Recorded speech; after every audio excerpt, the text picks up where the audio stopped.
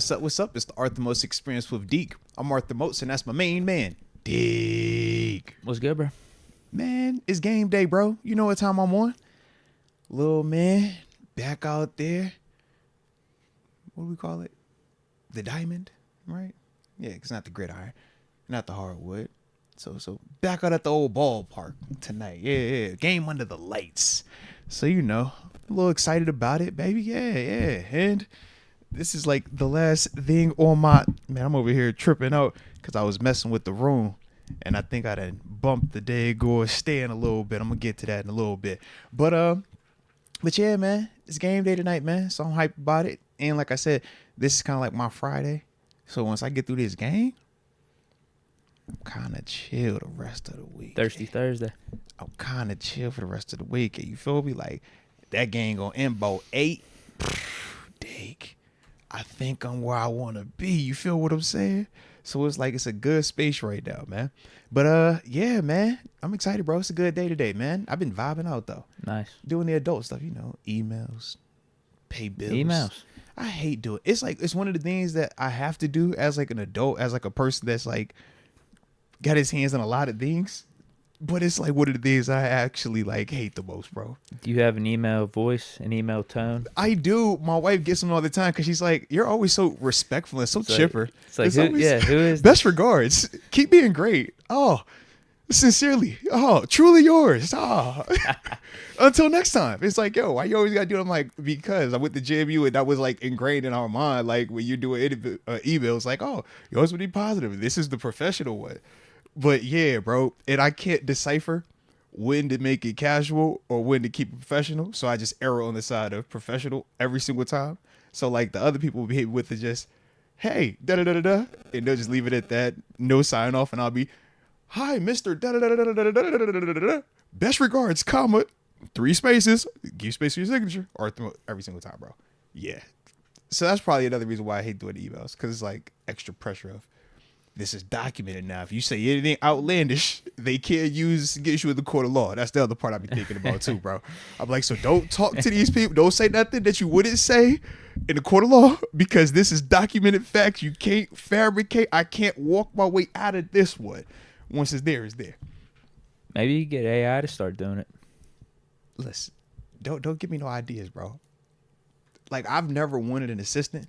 But it's literally times where you're getting to that I point. would just because of emails, I'd be like, bro, if I could have it just for this email stuff, bro, that would just change everything.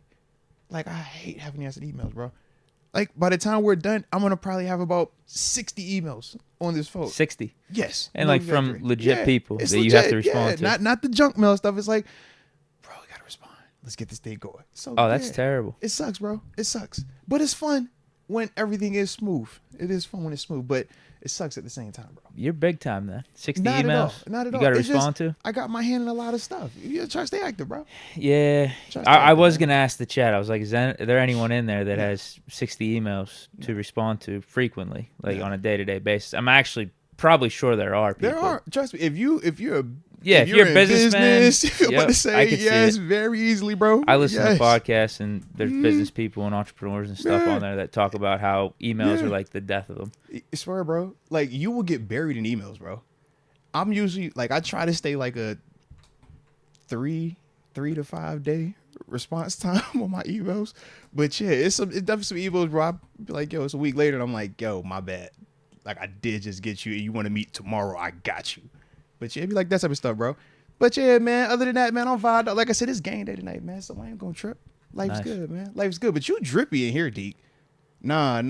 You not about to just say that. You not about to just play like that. Deke came in, he got the Birkenstocks on down bottom, extra comfy, looking cool. I don't even know if they Birkenstock, but that's what I always call them type of shoes with the sandals, the leather straps on the fancy slides. They ain't no regular slides. They fancy, all right? He got the sweatsuit in the building. Jesus sandals. You calling me? I ain't know what to call them. I'm saying, yo. Yeah, I don't know what to call them either. I know that it's definitely a trend. Like, it's definitely a shoe. They're kind of swaggy, though. Yeah. I mean, you could wear them going out. Yeah, that's the proper. Look. Yeah, that's the look. Yeah, y'all know the shoes we talk about. The cool little sandals with the 2-strap thing, all right? Yeah, so he got that on. We obviously see the button-down drip up. This is the draft shirt. It's fire. I haven't worn this in a minute. It's clean, bro. It's clean because it got the linen on it, man. It's a vibe. Is it? I guess wanna say that it's linen. is Yeah, I think it's linen linen, right? material. I guess Yeah. it is. Yeah. Yeah, man. But like I said, bro, it's It was good luck last year during the draft, though. It was unbelievable. Oh yeah. I wore it last like year. 3 Yeah, days, 4 days in a row. No, I do remember that. Last year's draft was fire. I was like, oh, which draft was that one? Oh yeah, that. We shooting good in that shirt. Just paying man. some homage. We shooting good in that shirt. We shooting good in it. Absolutely. I like that, bro. But yeah, man, you fire, bro. Yeah, fire, man. yeah. You know what? I'm The on streets the, is talking. I'm on the same page as you today. I can't complain, and I actually wasn't responding to emails like you, but yeah, I was out in the sun. Did some work too. Recorded a vid. Let's go. Reacting to Dan Moore potentially starting at left tackle. We talked about that yesterday. I was pissed. I'm like, you know what? Why the hell did we draft Fautanu though? Then probably could have picked up Mitchell or Thomas if we were just going to start the season off with Dan Moore and Broderick Jones. Yeah.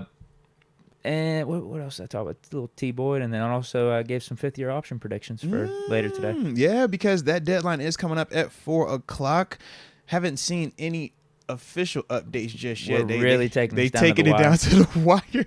So we'll probably get this official news by the time we done today. Because like I said, man, we starting at 2. Little man got the game tonight, so we're gonna be done about 4:30. All right, but we do got plenty that we're gonna have fun with, man. Take a look around the league.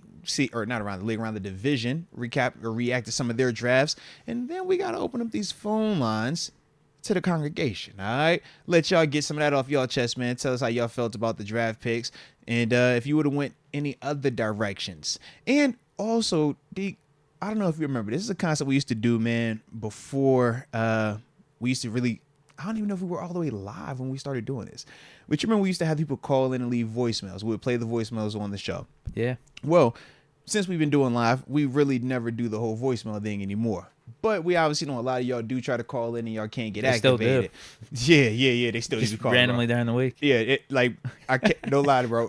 It's Wait, what do these messages entail? Like during the week, is it Steeler related or is it like?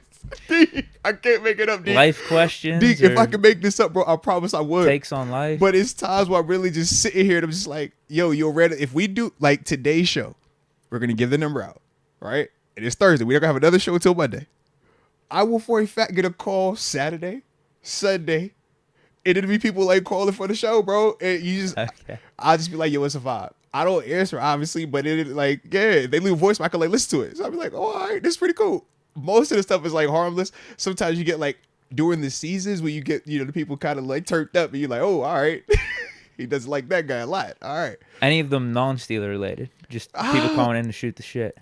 No, well, actually, when my people's passed, yeah, you did have some of the people reach out, so I was like, "Yo, respect." That's to them. respect. Yeah, so I was like, "That was dope." Yeah, that was definitely dope, man. But I wasn't in like the headspace for it, but that was definitely a vibe with that part, man. Yeah, so like you said, you will get that, but it's funny. So what I was basically saying is this though, man. We're gonna still do live calls like we've been doing since we've had the live format, but on the website arthurmoats.com, man, some of these calls that don't get on here, if you leave your voicemail with your take, we're going to start uploading those up there as well, man. We've already put some of our live calls up there in terms of y'all, man, when y'all be calling in, because some of y'all are crazy and we love it. But like I said, man, just another concept, man, to just let y'all know, man, so that way y'all can keep getting y'all voices heard, man, and everybody else can get a chance to tap in and not just be me having all these dope voicemails on my celly, you know what I mean? So like I said, that's how we're going to be vibing out with it, man. But yeah, that's where we at right now, man. That's where we at. Yeah. But what's the word with you, though, man? Everything good on your side? You said no complaints. Yeah. You dripped out. Got to spend some time in the sun and man. record a video related to the Steelers and what's going on in the Steelerverse right now. I like it then, man. That's all I did today. Now I'm here. Shoot. So, all right. Any Deke thoughts? I don't. Like, this would be like, you know what? Yeah, I haven't been ruminating on this that much. It's actually an old Deke thought, but it just popped up again, and it's related to Pittsburgh and getting an NBA team. NBA, obviously the regular season kind of sucks. Yeah. They need to make it more pressing, more scarce, almost like the NFL. Obviously, don't go to 20 games or whatever, but can we knock down the games a little bit so it feels like the regular season matters a little bit more? Get it to like 60 games. 65 games. Start the season around Christmas. So to make up for that has definitely been talked about. Yeah. To make up for the lost revenue of less games, they need to expand. obviously this is for selfish purposes because I want Pittsburgh to get a team. But I think it could make the NBA and the regular season a lot more interesting because we know the playoffs are always going to be interesting. Right. But regular season, expand not only to 2 teams, expand it out to 40 teams. And then do something like some of these soccer teams or soccer leagues do and make it so like the NBA is like maybe like 26 teams. And everything else are all like feeder leagues or feeder teams. Feeder league, and have it so like maybe the bottom 4 teams in the NBA for that season get relegated to the lesser league, and the top 4 teams in the lesser league get promoted. Yeah, I think that would make the regular season a lot more interesting. No, it's a dope concept. I just think in order for it to like work, because that's just what the soccer like vibe is. If you go overseas, that's what the vibe is. I just don't know how long it would take for us to fully adapt it because I don't think we have a sports league that kind of operates like how they do, where it's like we do players like how they're doing teams, so to speak. And that's the part where I'm just like, I don't know how we like if they would be able to implement it here, but I'm like, yo, it's literally that's the model. Because I like it. It would definitely make it more competitive. So, I mean, soccer's popular as hell. Heck yeah. And it makes it super competitive. And NBA, out of all the leagues that we do have over here, is the most international. Yeah. It's the most like worldly. Yeah. You know, if you had to pick a league to do it, I think NBA would be the one to do it. Because I'm with you. NFL, you know, it's very national here. I don't think we need to. Honestly, we need to go back down to less games in the regular season. MLB, that's like pastime. That's tradition and stuff. NHL. That's in its own world with like Northern America, Canada, and like I think they do. I don't think there's. Again, maybe I'm just being selfish because I want an NBA team for Pittsburgh, and this is the way to do it. But like, because NHL has 82 games too, I'm thinking to myself, you know, is their regular season stuck like that? I don't know because we actually have a team, so I kind of follow along with the Penguins' regular season. It's just the NBA regular season. We don't have a team, so give Pittsburgh a team, and this is my solution.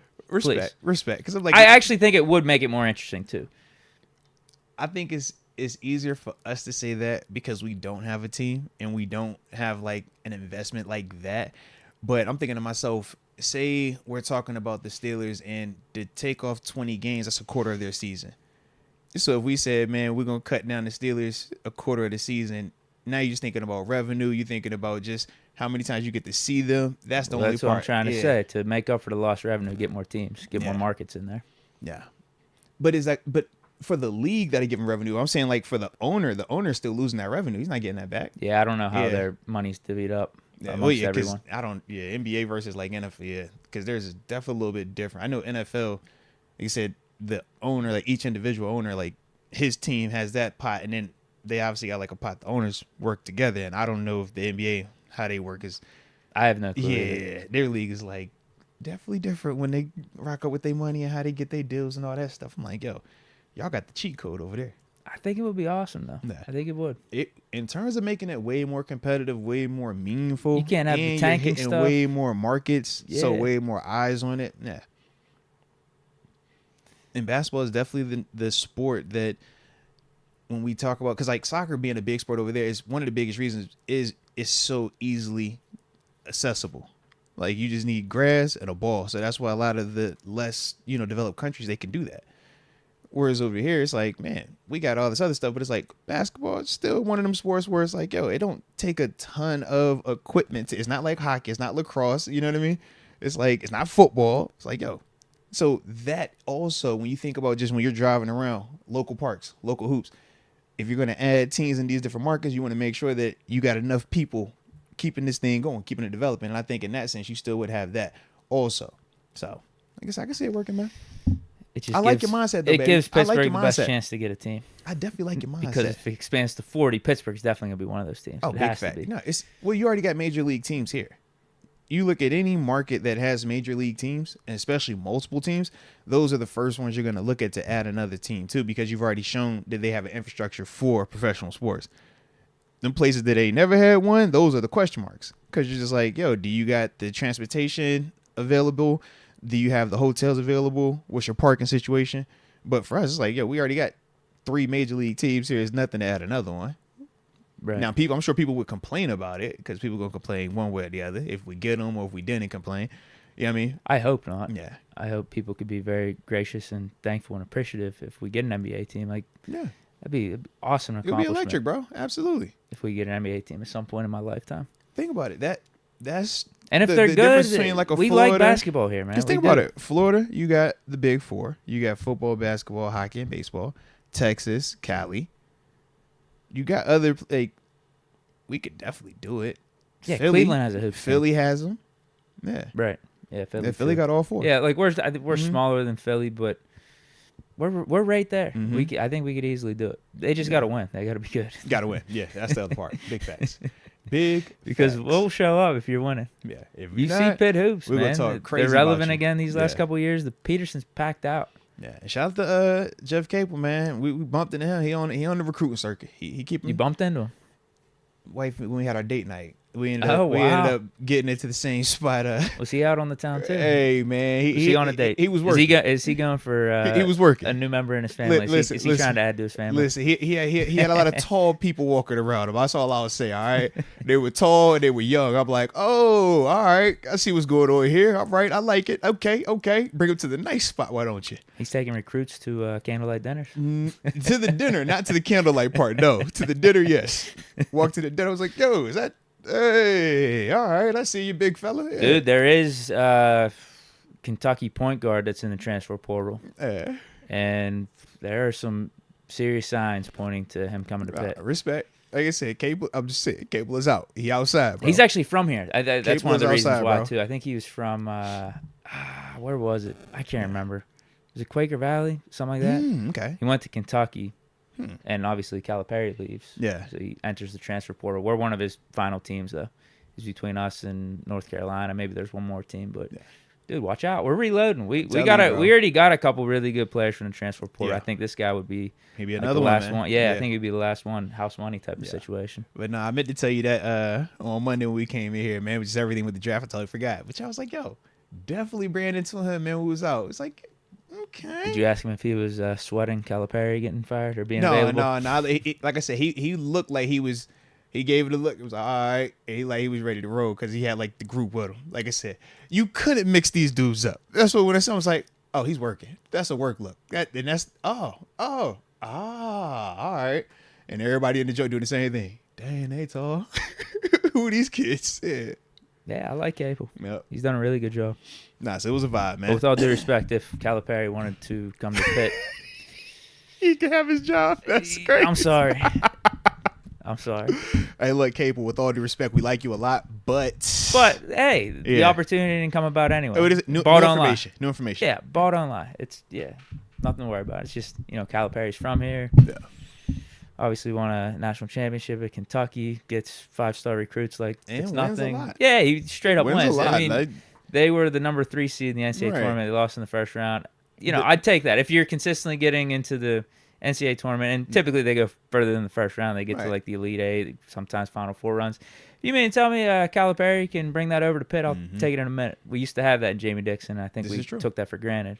this is true. Would have been electric. Hopefully, Capel gets us there though. Hopefully, Capel will get that. Yeah, right, he's been man. doing an because it'd be excellent dope job. for the city, bro. He's been doing an excellent job. It'd be dope for the city, man. Yeah, Bob Carrington. Hopefully he gets drafted. I wouldn't mind him coming back. I don't know if that's a possible option for him. Like, is he As just long as he doesn't testing sign the with draft agent, waters? Yeah, as long as he doesn't sign with agent, you can. Yeah, I'd prefer him to come back. But if he does officially enter the draft, I hope he goes in the first round. I hope he plays good in the NBA. Just all great things for the brand. Nah, I like it then, man. Building the program. I like it. So shoot, bro. Shout out to Pitt Hoops. Shout out to Coach Cable. Shout out to Date Night once again, man. Like I said, you never know who you might run into on Date Night, bro. So shout out to Jeff Cable on Date Night, man. But we're getting celebs here in the city, man. all right now, that's what I'm saying, bro. When it even felt right when we like, yeah, all right, like, yeah, that's more like that. Shout out to the restaurants, man. Pittsburgh's popping off these Yes, days. yes. It's like, oh, this the little happening spot. Okay, let's do it. All right, we at the right spot then. You were Okay. waiting for Russ and Sierra to be there. You just never know. You never know. It's Friday night or actually Saturday night, so you never know. Saturday night in the town, down in the city. Come on, man. All the new restaurants popping off right now, baby. You never know who you might bump into, baby. You never know. But yeah, Russ and Sierra was not out right there. All right, they probably wouldn't have walked in the door that all of us was coming in if they was here. They probably go around, one of them other doors, man. Yeah.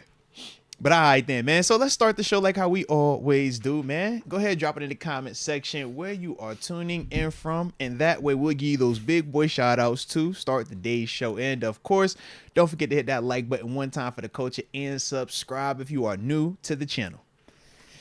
Noriega says Calipari didn't get fired. He moved on. This is true. Woo pig sue. Noriega's an Arkansas fan? I don't know. He was probably gonna get fired. He was very much on the hot seat. He was on the hot seat, but he wasn't. You think he would have got fired this year? I think if he had another bad season, or not, because it wasn't a bad season. It ended bad. Kentucky was completely fine with him moving on. Maybe they had a conversation behind the scenes where it's like, hey, Coach Cal's saying to them, can I look elsewhere? They're like, yeah, no problem. Please do. We ain't tripping. Yeah, if you want to, we're not tripping. We're not gonna fire you right now, but. Hey man, another year you exit too soon in the tournament, it's gonna be a little weird around here. But think about Kentucky was a 1 seed was the number 1 seed or number 1 team in the nation for a while. Top 10 team this year, right? Yeah, and that's the thing. It's like because of the tournament ending, we put way more value on tournament than we do everything else, and that's why we kind of talk about Cal like how we talk about him, which is like. Kind of what we do in football too, when we're like, yo, if we only decide firing or not based on a 1-game tournament or postseason versus full body of work, it's like you gotta be careful with that, right? But since it's Kentucky, they typically get Coach Cal, man. Some of the top candidates applying for their job. Well, because before him it was what Tubby Smith, right? Yeah, they Patino too. And was Patino before or after Tubby? I think before. Yeah, I think he was before. Then he went to Louisville, and that's when Tubby came in, and then Cal came in after that. Yeah. Cal been there for a minute, though, bro. Yes, yeah. Jeez. We got Pittsburgh Toddy 86, Bueno Desde L520. Let's Tucson. go. Let's go.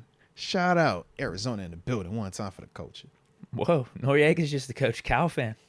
Oh, all right. I didn't know people did that with college coaches. I mean, college coaches. He says I go everywhere Coach Cal goes. Shout I've been out with him Coach Cal. since Memphis. Shout out to Coach. Hey, respect it, respect, because he was down there with D Rose cooking.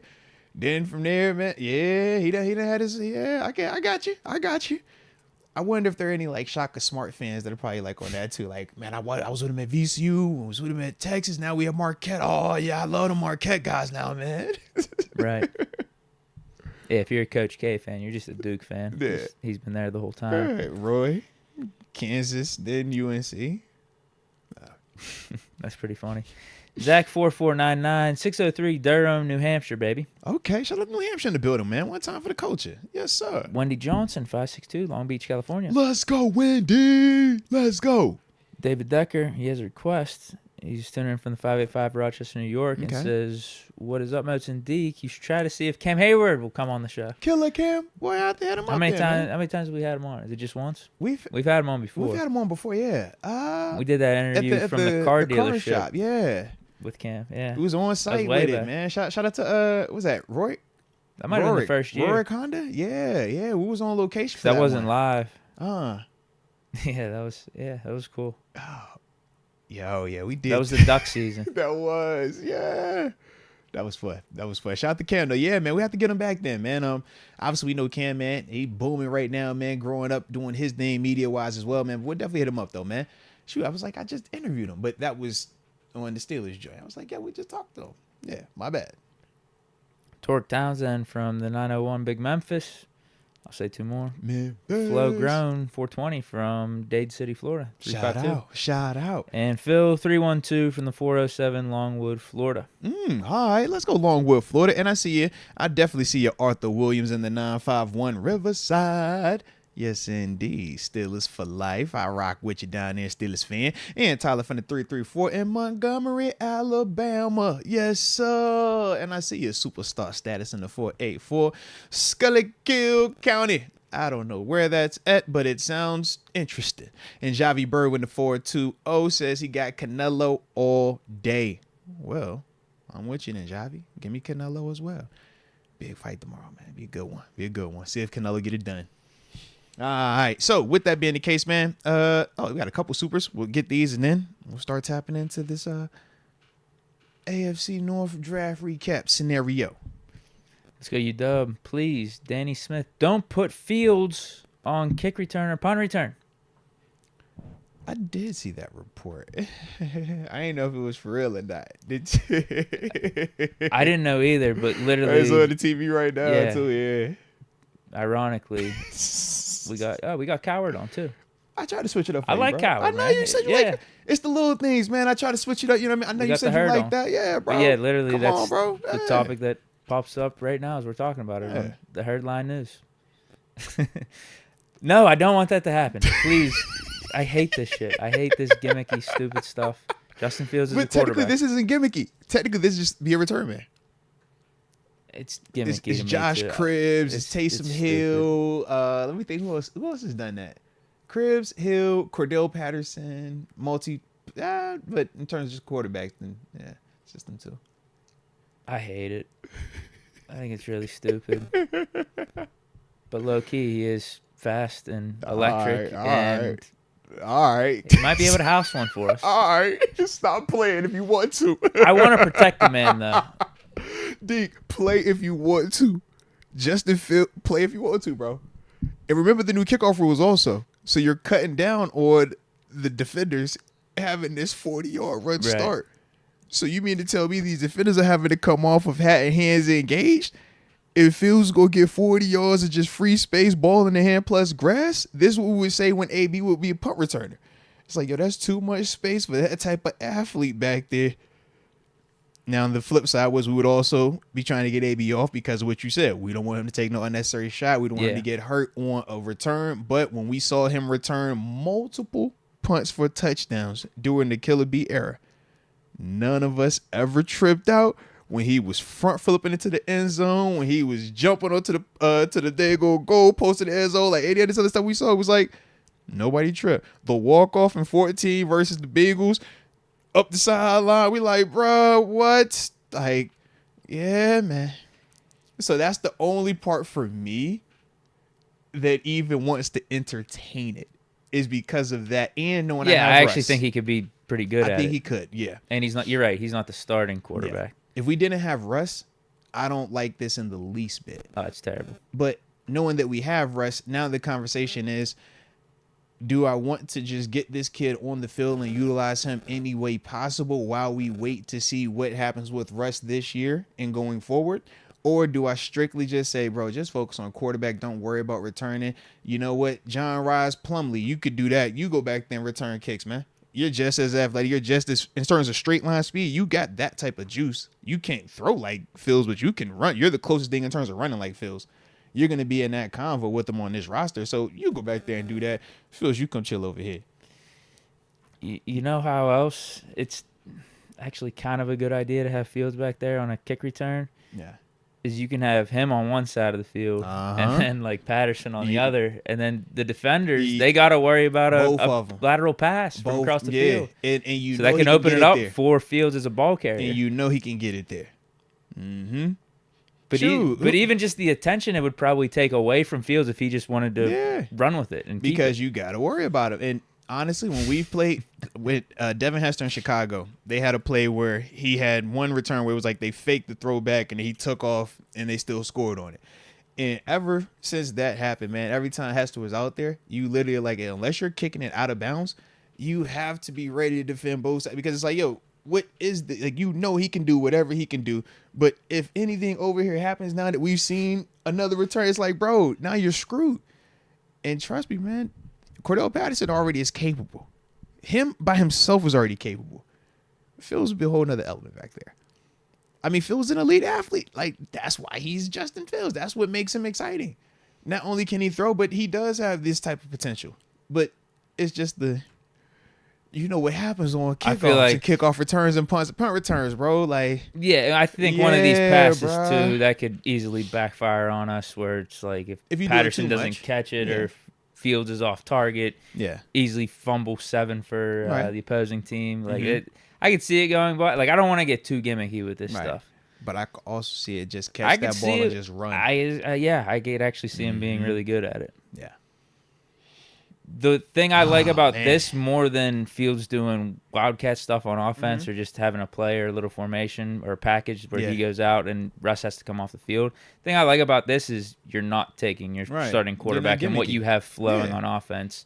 You're not getting that out of rhythm. Right. It's just, it's special teams. Just be a returner, yeah. Like, this is a totally separate, like, that's kind of why I like it, too. It's like we're not asking him to break the rhythm of the offense and come out here and get some snaps in or go line up at wide receiver. We're going to try to throw you the ball or do something. It's like, no, man. Like, this is where we're trying to put him at. But at the same time, if I'm Justin Fields, I say be careful, slippery slope. You introduce yourself to kickoff. Now they're going to say, can you run the ball? Can you play wide receiver? You Cordell Stewart, you Taysom Hill, you're Cordell Patterson. You're no longer the quarterback in the NFL. You're the athlete. And I don't like that for him. I don't either. I don't like that shit in general. I don't either, bro. Yeah, for him and his career, that's the slippery slope that he could introduce himself to, because now, hey, you a team player, right? You doing it all, right?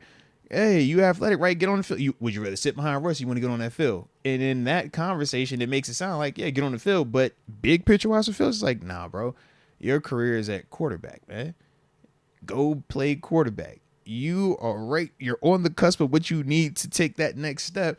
Go get in the lab and focus on that, man, before you start doing all this other circus stuff, man. Like, if you can't develop the quarterback stuff in a year or two, all right, cool. Now go do the whole full Tebow when he went to the Jets and he was like, all right, I'm going to try a tight end. Or when he went to the Jacksonville, he was like, I'm going to try, like, yeah, once you fully utilized all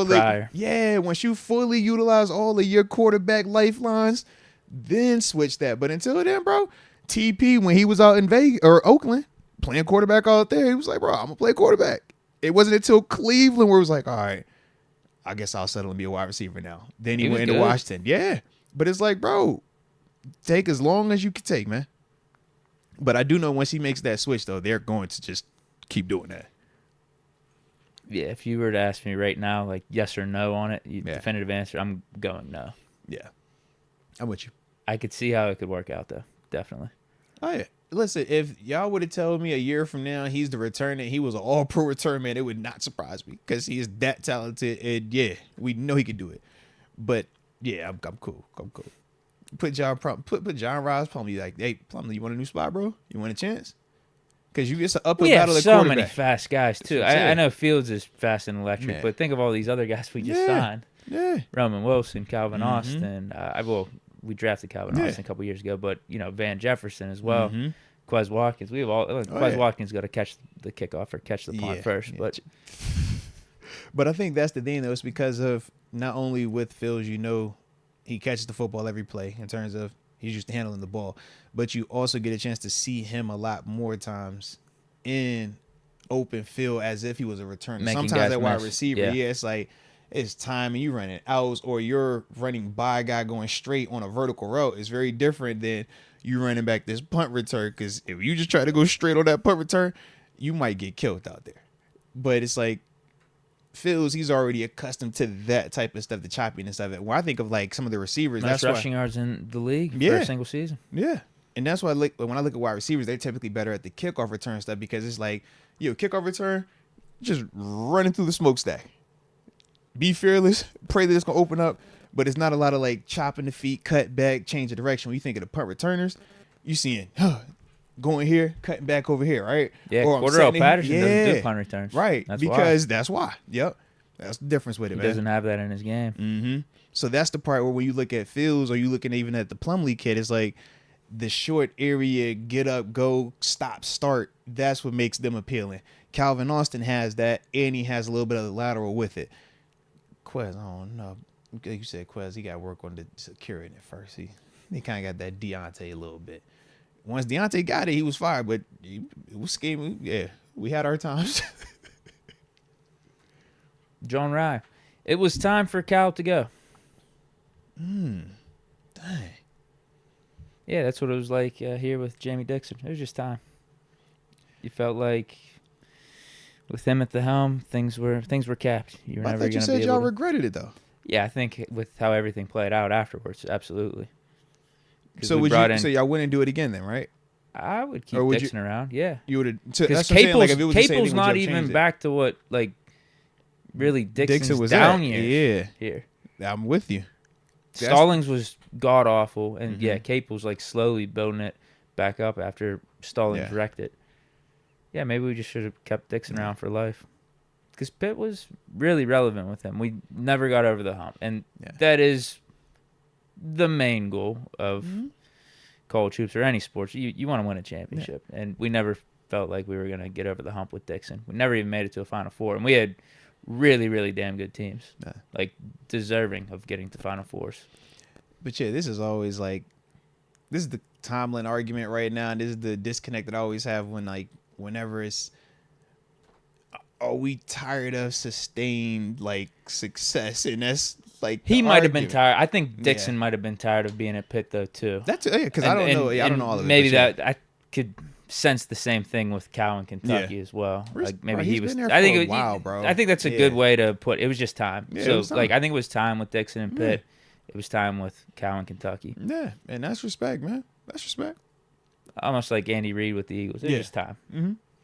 We both got to go separate ways. It should be better for both of us. But I don't think, like, Dixon's been with TCU since. That was his alma mater. I don't think they've really done anything. Now, they're not a college basketball powerhouse. Yeah. I don't think anyone has ever had any high expectations for him. But we've been worse, for sure, since Dixon left. But I think he's been worse, too. Because but he's been worse off, like, too. People like that, though, Yeah, I think he still would have been here the last decade and a half or last decade. Yeah. I think we would have been much better off, and I think his coaching record or his coaching status would be much higher than what it is right now at TCU. So, yeah, we both lost out. Respect. Bummer. Tyler, is it Tyler Quasher? Yeah, no. Yeah. He says, I think we should call the Colts about Alec Pierce. Okay. What's going on with Alec? I guess maybe he's expendable. What's his OTA situation? Did he show up to OTAs? They have Pittman. Did they draft someone? So you got to look at depth chart.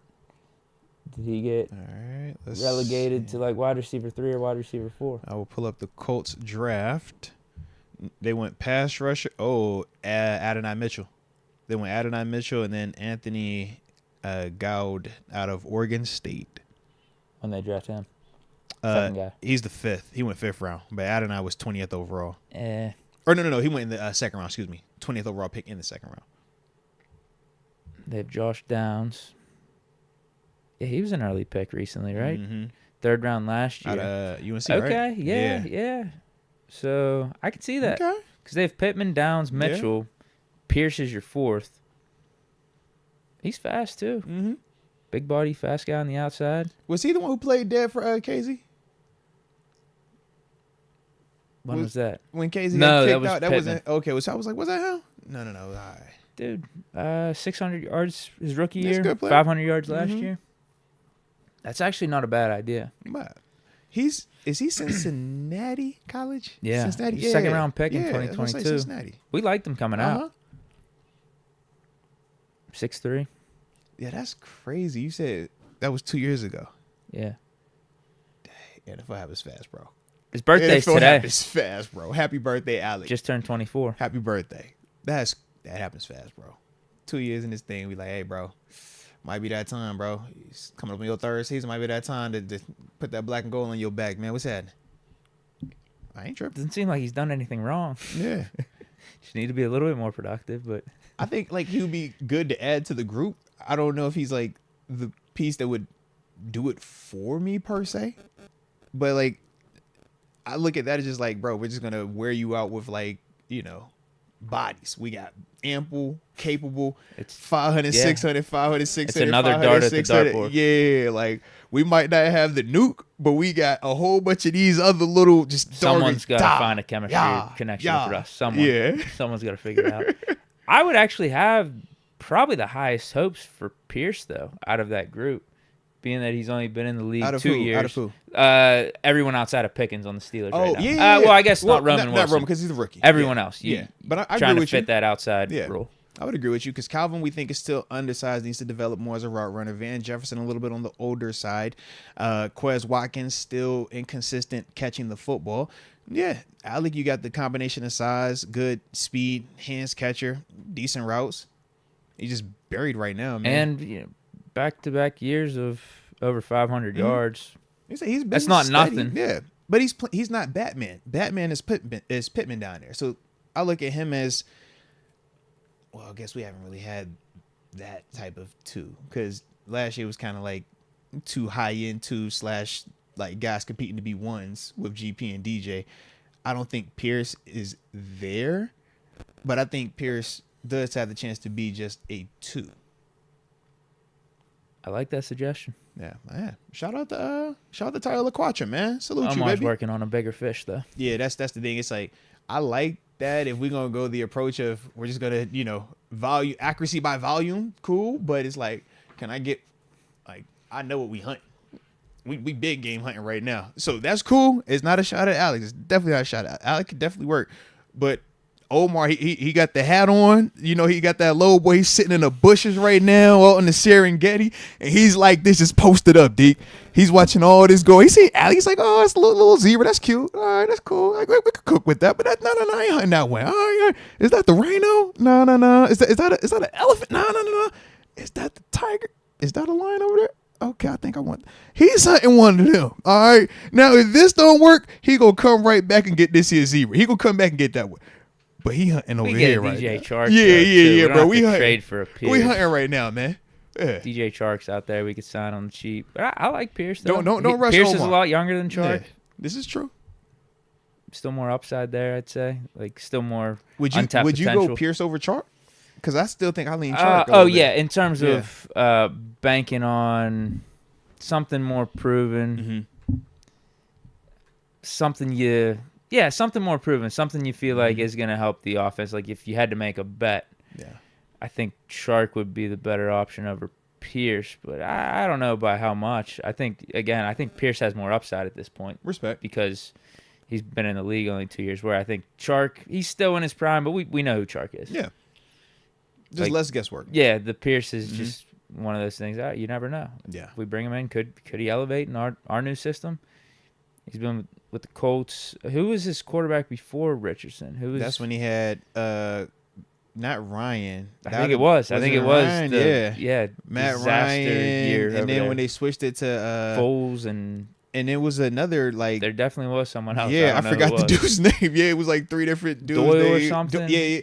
Because we played against that. It was like one of the weird name ones we played against. Yeah. So that was Pierce's rookie year, and then last year.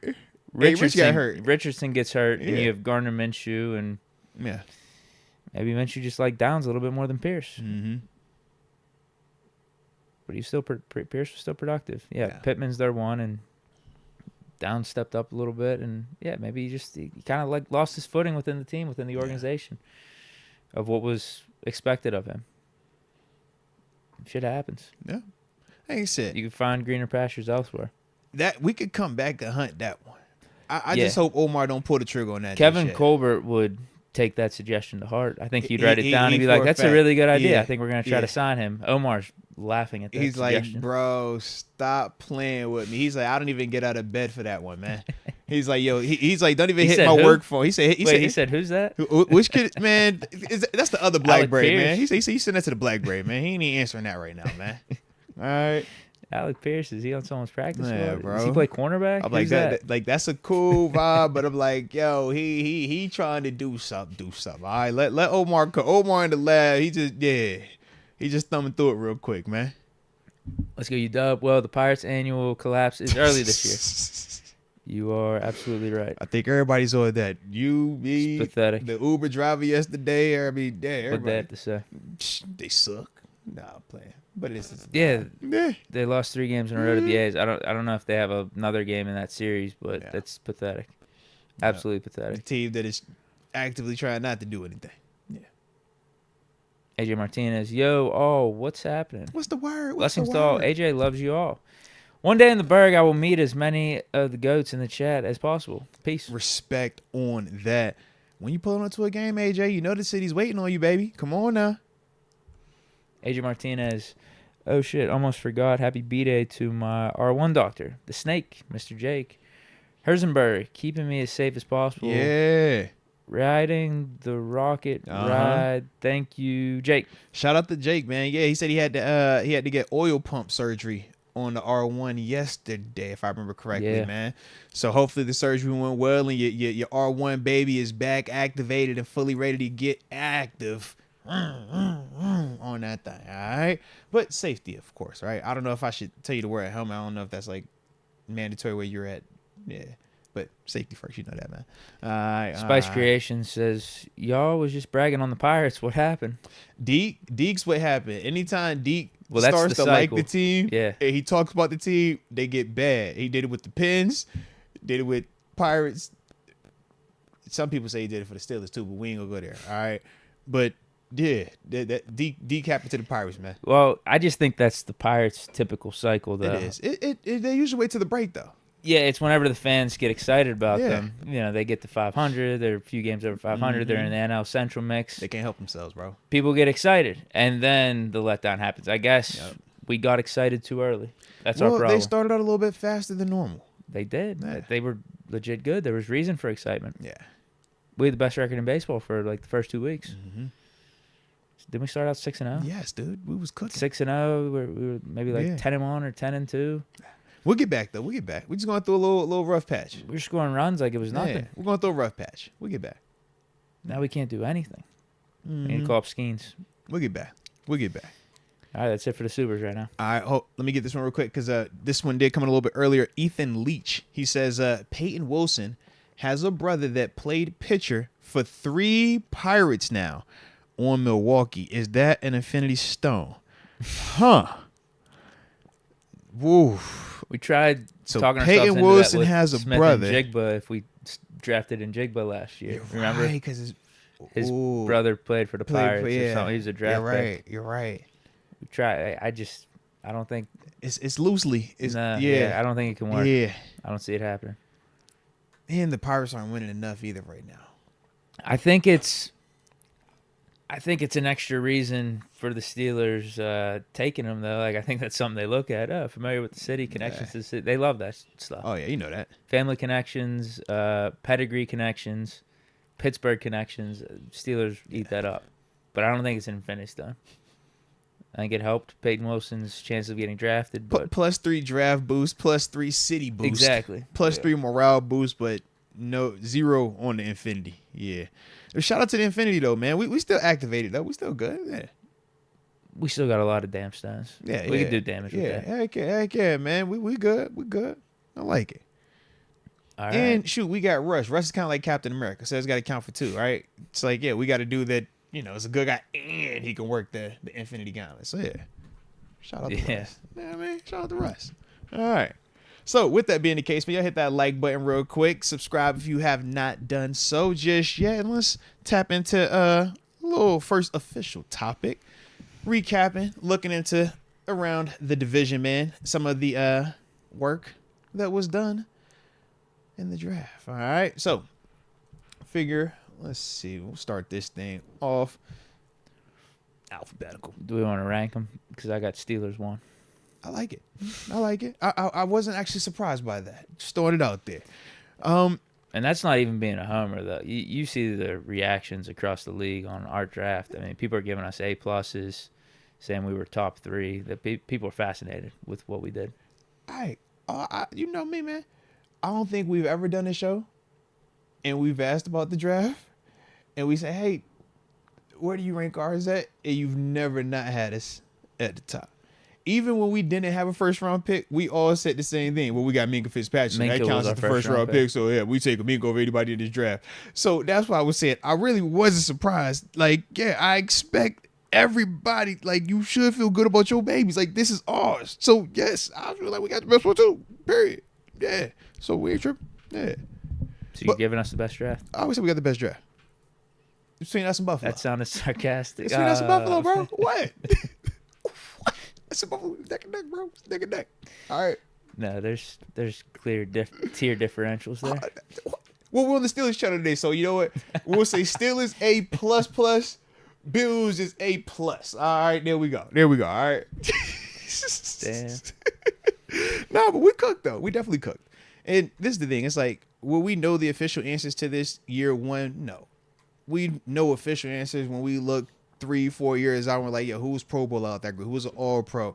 Who accounted for meaningful statistics and stuff like that? But in terms of just the initial reaction, based off of how we ranked our players, yes, you're hard pressed to find a better draft than ours. That is the big reason why nationally everybody is giving us love, because it's like, yo, if you're telling us all these players on big boards are ranked here, and we are getting the majority of these higher ranked players, but at even better spots on our draft board, it's like, yo. And hitting all of our needs. Right, that's what I'm saying. Time. It's like, yeah, it ain't really you can't shoot this player or this. It's like, where are you going to attack us from a negative standpoint from the draft?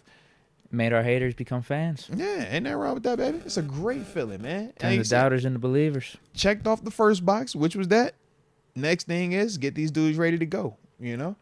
Because they're going to be motivated. These other players are going to be motivated also because they get in the other side of the brainwash. I'm sure I can hear him in Baltimore right now telling TJ Tampa, just remember the Steelers chose Mason McCormick over you, bro. Remember that when you see them twice a year. All right? They thought that he was more impactful than you could be. Russ ain't stressing on TJ Tampa. I hope not. But I hope he don't sleep on him either. Deke will cook him. Because speaking to existence, bro. Humphrey will guard Pickens. There's a little bit of a rivalry going on between those two. So that'll leave TJ Tampa versus DK Metcalf. It low key is. Come on, DK. Come on. Whenever you want, you can announce it this weekend if you want to. You can announce it next week. We got to wait till June. That's right. June 1st. June 1st. Then announce it June 2nd. All right. So how we doing this? All right. So man, figured man, we'll just strictly name off the names of the first, or we'll go in alphabetical order, but we'll talk, team by team, and then just kind of look through the players, man. Anybody stand out, any notables that you want to talk about, stuff like that. Okay. Yeah. But we ain't got to go crazy with it because we know that y'all want to get on the phone lines with us, man, and talk about how y'all feel about our draft class as well. So we definitely want to make sure we got some time for that on the back end, man. But, yeah, man. So let's start with Baltimore. In terms of their picks and stuff like that, man, nothing crazy. The AFC North has been having just overall, like if you look at all four teams, let's say over the last like 2-3 years, like we've all been drafting pretty decent. Unfortunately, yes. Except the Browns. Well, not this year. They had that one with JOK. That would have been every draft since the Deshaun Watson trade. They haven't been able to be as good because they don't have any picks. Yes, and their first rounder is Deshaun Watson still, and that hasn't been panning out right now. Whereas our first rounder a few years back was Minka. He's been panning out really well. Yes. All right, Baltimore then. Nate Wiggins in the first, pick 30. Roger Rosengarten, offensive tackle from Washington. The not as good tackle from Washington. I love it, Deke. I love it. They got the leftovers. Second round. I love the energy. Yes. Disa Isaac, Penn State linebacker. They stay with round 3. That's their thing. Devontae Walker in the 4th round, their first 4th round pick. Wide receiver from North Carolina. TJ Tampa in the 4th round. Cornerback from Iowa State. Rasheen Ali from Marshall, running back, 5th round. Devin Leary, 6th round from Kentucky, quarterback. No clue who that is. Nick Samark from Michigan State, center in the 7th round. And they got a safety with their last pick. 7th round, Sanusi Kane from Purdue. I mean, a couple notable names. Nate Wiggins, dude, we've obviously was on our radar. Yeah, he fell a little bit in the first round. Yeah. The question about him is, how much is he going to be fit for AFC North ball? Because I think he's really talented. I think he can hang with any receiver out there from a speed standpoint. I think he's pretty sticky in coverage. But AFC North, there's a different brand of physicality. I don't know if he's going to be able to match that. We're going to find out. He's going to need to add some weight. I know that. And now, JPJ, in all fairness, wasn't giving us the best AFC North like tackling prowess or physicality early on last year. But he caught up to speed. Would you say, yo, he make like it hurt, like it's uncomfortable to tackle? Why he look like which that? Is, I mean, and that's weird too, because JPJ is very much like a physical corner when he's in like coverage going up against receivers, but coverage and tackling are different. Yeah. But I don't even. Wiggins doesn't come off to me as like a physical cover corner though. He's not like that. He's more He's smooth. mirror, great athlete, great feet. Whereas JPJ, his feet aren't as elite as Nate Wiggins. They're not as fast, but that's where he makes up with it because of his arms, the length, the physicality that he beats you up with off the line. But the thing with Nate, we obviously know is going to be, are you willing to put your face in the fan? He has all the physical traits to do these things, so we're going to find out, what that looks like. But I can assure you, Arthur Smith is going to find out. He's going to test it. He's going to say, man, let's see if this dude want to tackle today. Run to that side. Yeah, because the first time you act like you don't, it's a wrap. And just because you do it the first 10 times, we do not care. We'll see you keep doing that thing because we don't believe you all the way, man. And that's part of the knock on him. Roger Rosengarten, man, really good, prototypical size too for the tackle position. I think with them, they were saying that he could stay at tackle, might bump him inside. He's 6'5", 6'6", so definitely good size with him, man. He's a good player. I like him. Like you said, definitely not as athletic or as talented as Falatanu, which is the big reason why Troy went in the first and Roger was in the second. But good player though. Adesai Isaac, man, like I said, he's their version of what was the cat that they drafted out of Penn State? Was it 2 years ago? Oh, Yeah. He's like, gives me that, like, tests really well, has all of the traits like a lot of these Penn State pass rushers do, but raw. Like his wins are speed dip rushes where he's just a faster, more athletic player than the tackle. Obviously, we know league wide it's a little bit different, and that's where we'll see, what that looks like. Tez Walker, though, he could fly. Definitely like Tez and TJ Tampa.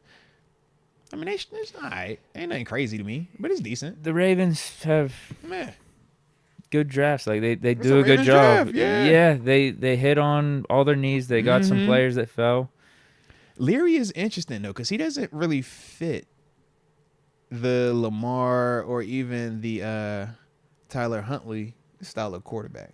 He's definitely more of a traditional type of dude, not the let me use my legs and dual athlete type.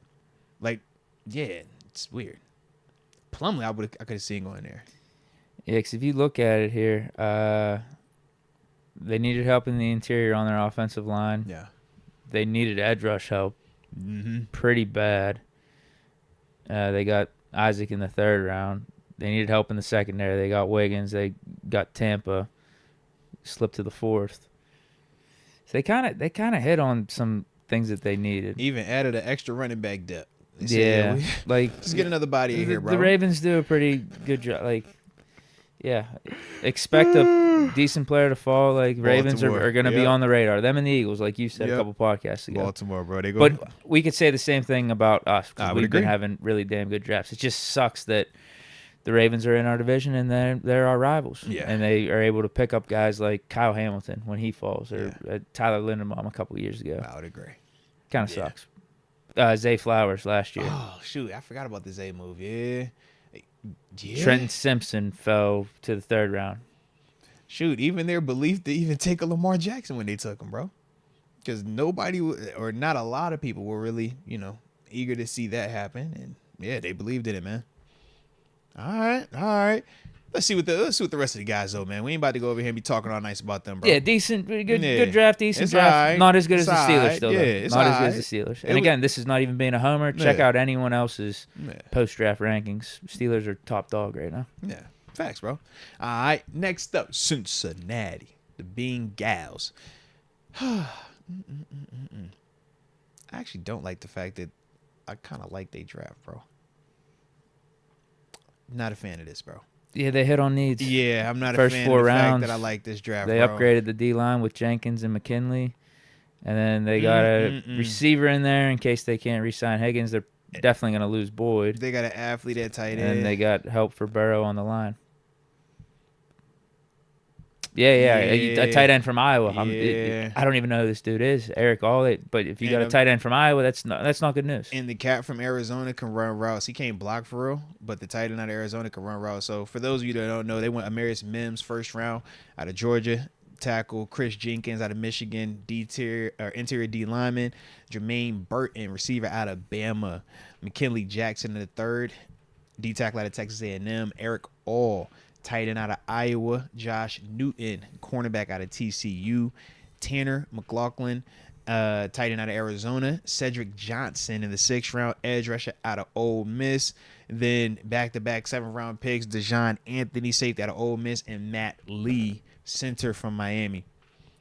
Yeah, you know I like Demarius Mims, high on him. Chris Jenkins, definitely like him, high on him. Jermaine Burton, good receiver in terms of the 3rd round. Like, definitely don't hate that value right there. Productive player. McKinley Jackson's a good player, man. Like, I like those first 4 picks. Okay, I like the first 7 picks because the 2 tight end situation in the Josh Newton. But it's Cincinnati, so I don't. Yeah, it's Cincinnati. But yeah. Like I said on the Bleach Report stream. Yeah, I think when did I do that? Last week? It seems like forever ago. Yeah. It was last week. It was the day before the draft. It really just comes down to Joe Burrow's health with the Bengals. That's facts. I'm being serious. Like, it just comes down to his health. It's quarterback league. If you got the quarterback, as we've seen, you're in every game, and it's legit. But if they don't, then they make the case that they're us last year. You got a lot of pieces, but you don't have the main piece all the way situated. Yeah, because he's getting to that point, man. Like, one more injury, you're like injury-prone guy. That, like, you're asking what if. But, yeah, they unfortunately hit on all their needs with their, what would you say, the first, 4 or 5 picks or whatever. Like, when did Cincinnati start drafting good like that? I guess they could still use an upgrade in the secondary, but they drafted DJ Turner last year. They also drafted Jordan Battle last year, picked up Geno Stone this offseason. So their weak link to me is Cameron Taylor-Britt, and I don't know what they're going to be doing with Dax Hill. He's been moving all over the place there. They haven't really found a role for him, and they still got Mike Hilton. Oh, Von Bell's still there, too. You could still pass on those corners and those safeties. Pass rush is also going to be interesting to see what happens with Hendrickson. Yeah. Because we know that he still wants either to be traded or maybe new contract is the situation. I'm not 100% sure. But he definitely has requested for it, at least a trade. They needed help on the D-line. They took, 2 defensive tackles or 2 defensive linemen out of those first 4 picks. They got you their defense was dismal last year. Absolutely dismal. We carved him. Mason went crazy on him. Yep. Kenny went crazy on him. Both Naji and Jalen in both games went crazy on him. Pickens went crazy on him. Yeah. Absolutely. Yeah, for their offense, though, the Demarius Mims pickup, it's like, it's whatever. Like, we get what you're doing there. I just really think it comes down to Joe Burrow. Yeah. Because you could have not picked Mims and... Excuse me, hold on. I'm about to sneeze. Maybe. Bless you then, man. I thought I was going to. No, I jinxed it. I said I was about to sneeze. Oh, man. All right. He just wanted some sneeze attention. That's it, man. Yeah, man. But, yeah, they could have just passed on Mims and rocked with the line that they got. It's still not optimal, but... Yeah, but it was good enough. If you have Burrow healthy and Jamar Chase, and even if you lose T. Higgins, still Jermaine Burton and Charlie Jones... They're still going to be good enough, Right, on the offensive side of the ball, Are there any updates on what's going on with Burrow and his recovery right now? I mean...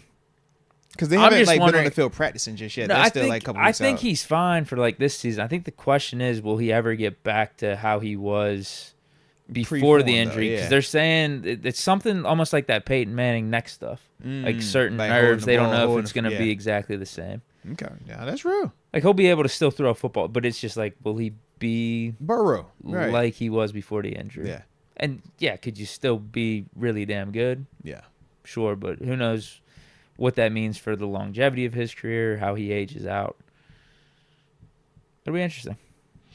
All right. Shout out. That was a really weird injury from him. It was non-contact, just and you seen it was like can't hold it, because we was always watching on the sideline. We was doing that. We were like, dang. All right, but shout out to Cincinnati. We don't like you. All right, Cleveland. How you feel about this one, Deke? Oh, got it. Let me pull it up. They got Michael Hall in the second. Michael Hall, defensive tackle from Ohio State in the second. Zach Zittner, guard in the third.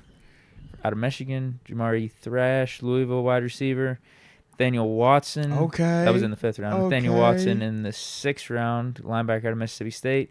Miles Harden, cornerback from South Dakota. And Juwan. Is that Juwan Briggs? Yeah, Juwan Briggs. Yeah, Juwan Briggs from Cincinnati, defensive tackle. Those 2 picks were in the 7th. Yeah, it's the worst draft of the AFC North. But not based on exclusively players. I think more so they don't have the first round pick, bro. Like, you don't have the splash player. And then from there, you go a non-sexy receiver in the 5th. I like Nathaniel Watson, though. He's a good player. But, yeah, they light, bro. They needed an interior defensive line help, so it makes sense why they took Hall in the 2nd. You got young corners. You got Delpit, Thornhill at safety. Edge rushers with Zadarius Smith and Myles Garrett are taken care of. You got JOK, Jordan Hicks on the inside for the linebackers. Devin Bush there, too. Hopefully he plays a ton. Start. And then, you signed Jerry Jeudy. You're traded for Jerry Jeudy this offseason. They did make that move. Yeah, you still got Amari Cooper out there. Chubb, Sean Watson, their line's still decent. But they're the Cincinnati Bengals because what is their quarterback? What is he doing? Who? I said, but they're the Cincinnati Bengals right now because what's their quarterback situation like? Who? Watson? Yeah. What do you mean? I'm saying the same way we talk about Cincinnati, right? And it's like you got a ton of time, you got all these pieces, but your quarterback. Oh, yeah, it comes down to Cleveland's in the same scenario. It's like you're Cincinnati right now. You have all of these pieces defensively. You got a lot of talent on offense, but your biggest question is at quarterback, and your situation is worse because of. Yeah, we can't even look and say it's the injury thing right now. It's like, bro, you better get that rust thing. Hey, man, we ain't got time for that. Rust was your 1. Now you're past that. No, bro, you're stealing. All right, that's how this combo about to change. Yeah. Same we talk Michael Thomas. All right, hey. All right, you got the investment. Now where's the return on it? We ain't got the return yet, Deke, and it's taking too long. It can't be 3 years and I ain't got no return just yet. No. Yeah, 0 return. Yeah, bro. I'm like, negative returns. Yeah. In fact, it looked better when you're not out there. That can't be the situation, bro. Yeah, it's a good point. That's I guess a bunch of these AFC North. I mean, yeah, same thing with I guess Lamar, but at least with Watson and Burrow, there's been more of the injury history, like where they're out for the majority of the season recently. Whereas Lamar's been dinged up a little bit at the end of these last couple of seasons. But he's still been like playing. Yeah, he's been out there the majority of the time. But I was just gonna say it. Yeah, it comes down to are those guys in there or not? That's one thing I think the Steelers have over these teams. If Russ gets hurt, at least we got Fields. They don't. Yeah. These guys don't have backups like that. Browns got Jameis Winston. I forgot James did something. It's like, all right, shout out to James, man. James said, I'm about to give you some playing time, bro. Stop playing.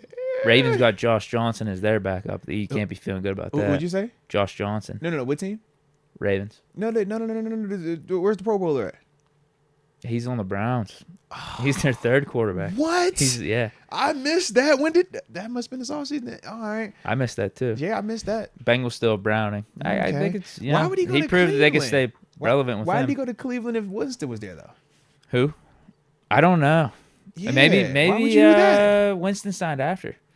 Huh. I could see that happening. Yeah, because I'm like, if you're Tyler Huntley, why on earth would you go? Like, Winston is going to get the nod before you get the nod. DTR is going to be the odd man out up there. 100%. Yeah, because this is the Pro Bowl that we're talking about, man. Does Winston got a Pro Bowl?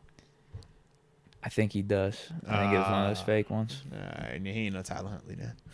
Tyler Huntley had to get his out the mud.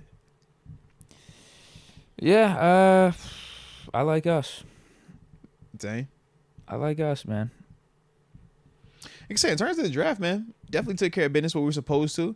Big thing now is, like I said, man, now it's time for the dudes to come in here, develop, and when we get to these games, also show that we not only got it right on paper and in terms of evaluation off of college, but also some of those projections, some of those, this guy can turn into this. Let's make sure we winning on that too. So far, in terms of, I would like, well, maybe we'll do this like in the summer. Go back and look at like draft classes from, 2020, 21, 22, now that we're, 4 years, 3 years removed and stuff like that, and just kind of see, looking back, how those classes did kind of grade out for us. Okay. Yeah. Yeah, I just wanted to look up at our depth chart now. because we just went through the Bengals, Heck yeah, Ravens, check us and out, Browns. bro. I just Yeah. want to look at it, get a feeling. Yeah. This is damn good. That's my initial reaction. This defense, man. Ogunjobi, Benton, Heyward, defensive line interior. T.J. Watt, Highsmith, rushing the passer. Talk it. At linebacker, Patrick Queen. Talk it. Top 10 linebacker. Who'd we have out there end of the season? We had Miles Jack coming off the couch, and I guess Landon Roberts powering through injuries. Salute to him. Yeah. But we were struggling a little bit in coverage there. That's a nice way to put it, yeah. But, yeah, we got Queen. We got Roberts back. Holcomb coming off that injury. And then, wait, who am I missing here? Where's he at? They don't have Payton Wilson on here? He should be up there. Oh, they have him listed as an edge rusher. Oh, yeah, they got him out of pocket. Jeez, then. man. Yeah, they got him out of pocket. ESPN tripping. Is Mason McCormick still starting at left guard for us on ESPN? He is. Yeah, ESPN tripping. Let him trip. Just all right, just let him trip. If McCormick is starting over at Healthy Sayumalu at left guard this year, yeah, throw away me, man. My evaluations are trash. Ravens fans and Bengals fans and Browns fans out there, if they're doing this same exercise on their podcast, they should be shitting themselves looking at the Steelers depth chart. And don't hit the like button for them, okay? We do got podcast beef with them. Whoever. Like, I'm looking at Bengals, Ravens, and Browns depth chart. I'm like, all right, I see what you did there, but nah, it doesn't stack up to what we got. Yeah, I'm seeing ours, and I'm pretty impressed. And again, they should be cowering in fear and shitting their pants if they're looking at our depth chart compared to theirs. So I like us, man. I like us. We got Super Bowl champion. I like us, man. Russell Wilson at the helm at quarterback. There it is.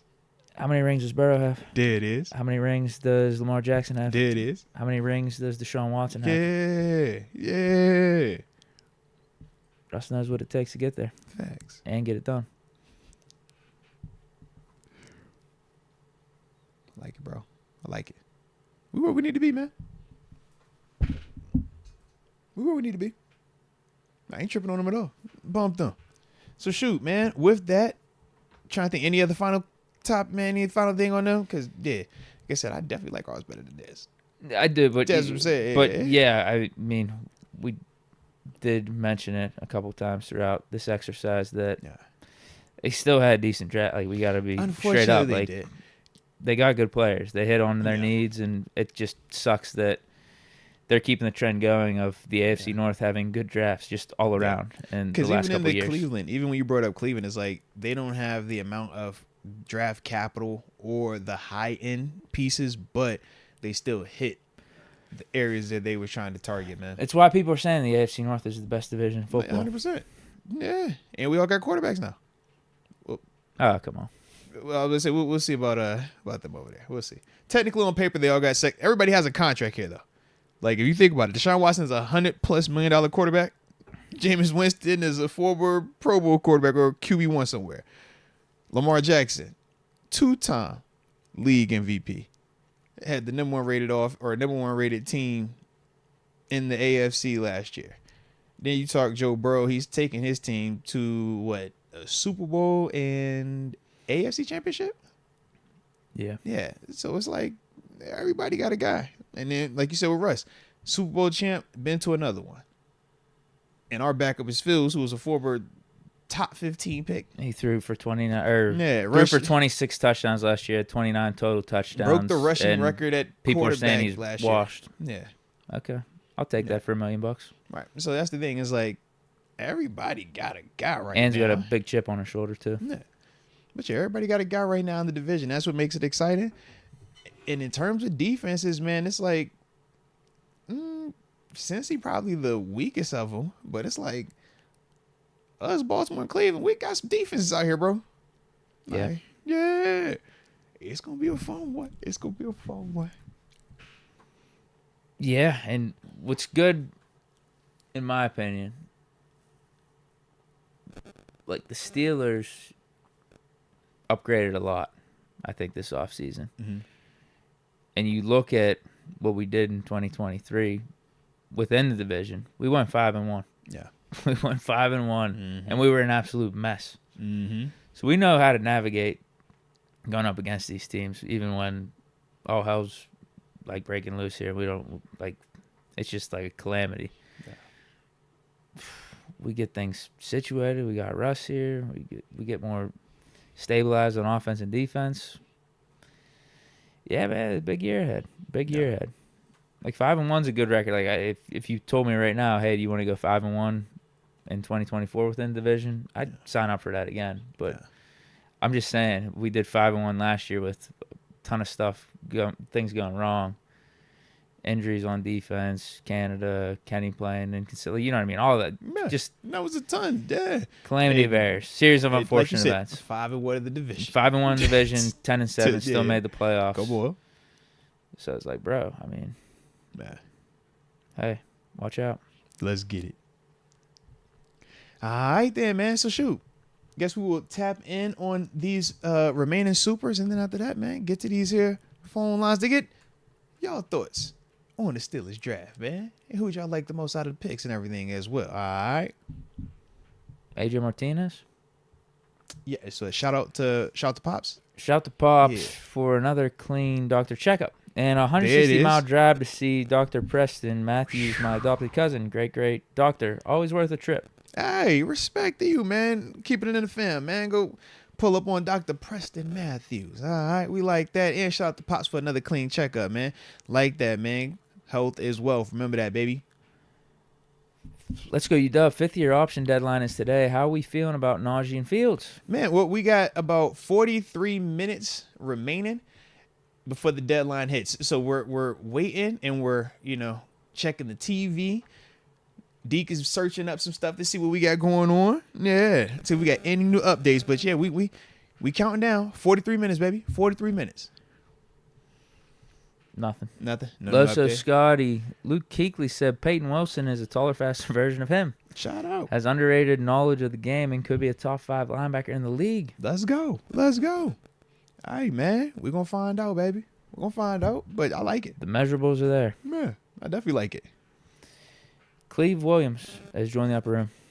Shout out to Cleve Williams and welcome to the upper room. Yes, indeed. Yes, indeed. But yeah, man, for Payton, man, he has all the talent, man. Definitely does. Like you said, man, I told you the kind of the players that I think he comps to a little bit more than Kuechly. But, man, if he even sniffs anything close to Luke Kuechly, it's a win. I mean, Luke Kuechly, during his time, that was top 2, just depending on who you talk to, man. Yeah, that's like special, man. So we will find out, man. But he does have all of the intangibles, though, man. And in the constellation, they both ACC boys as well, man. So, maybe that also pans out. Get a little extra incentive right there for the ACC guys. All right, that's it for the Supers. I like it, man. So with that being the case, man, we are going to go ahead and open up these here. Are they really going to wait till 4 o'clock to do these 50 Bro, options? like it's crazy. I was like, yo, unless you want to give it a quick Twitter search real quick to see. No, nothing's up. I'm just saying, like, yeah, I guess it will be 4 o'clock. They're going to make us wait to the end. Hey, here we go, Steelers. Here we go, man.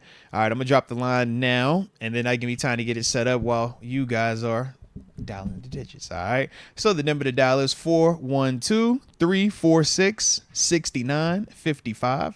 Once again, the number is 412-346-6955. All right. Go ahead and get us set up. Get that. Because we got to hear your thoughts on, the Steelers draft. Maybe even some 5th-year option predictions. Yeah, ain't that true? We might get a 5th-year option bombshell, in the middle of this thing. All right. DM4191 says, pay Naji, damn it. Ooh, cut the check. He says, cut the check. All right. Pissed we made him wait. Chef Buck. Oh wait, good. Never mind. Hello. Talk to me. Who on the hotline with, baby? Hey, Moats. Hey, Deke. It's Ryan Hart from Devils Lake, North Dakota. What's up, Ryan? How you living over there, man? What's the word? Good. How are you guys? Man, shoot, we can't complain. About to say, just in here kicking it on what we like to call, was it a Friday Junior? So yeah, man. But yeah, you know what I'm saying? Absolutely. You got any plans this weekend, man? What you getting into, Ryan? just hitting the golf links, man. Okay. It's starting to rain, so hopefully it's supposed to be nice. Okay, I like that then, baby. I like that. So with that being the case, man, let's go ahead and get into this thing because we did just have the NFL draft. Shout out to the Pittsburgh Steelers. But what were your thoughts on the draft, man? Any favorite pick out of it? How we feel? Home run. Love the Zach Fraser pick and Mason McCormick. I'm from North Dakota, so go Bison. Don't do me like that. I know. Don't do me like that. Oh. North Dakota State. But Mason McCormick back on our 1AA days. Carson Wentz, right? Yeah, back on our 1AA days, man. I'll go ahead though. We cut you off. Yeah, bad, right? I'm really, really glad we built up the trenches because our young weapons are going to get to use these for years to come. No, I like that. And you got any takes for McCormick here? Did you get like an inside scoop being out in the Dakotas? Yeah, good call. Getting to see him more than the average viewer? I really liked Moats' take. Like, he does remind me of Dotson when he's like moving and he's pulling and stuff like that. And he's just a big body that he's just a big people mover. So like, I don't know. I think if you can get him some spot starts this year, that it's going to be a little bit of a developmental pick, but he's going to be good in the long run. Nah, respect on that there, Ryan. Respect. All right. Well, the last one we got for you there, baby. You have a favorite pick from the draft, man. Who was your favorite pick, man?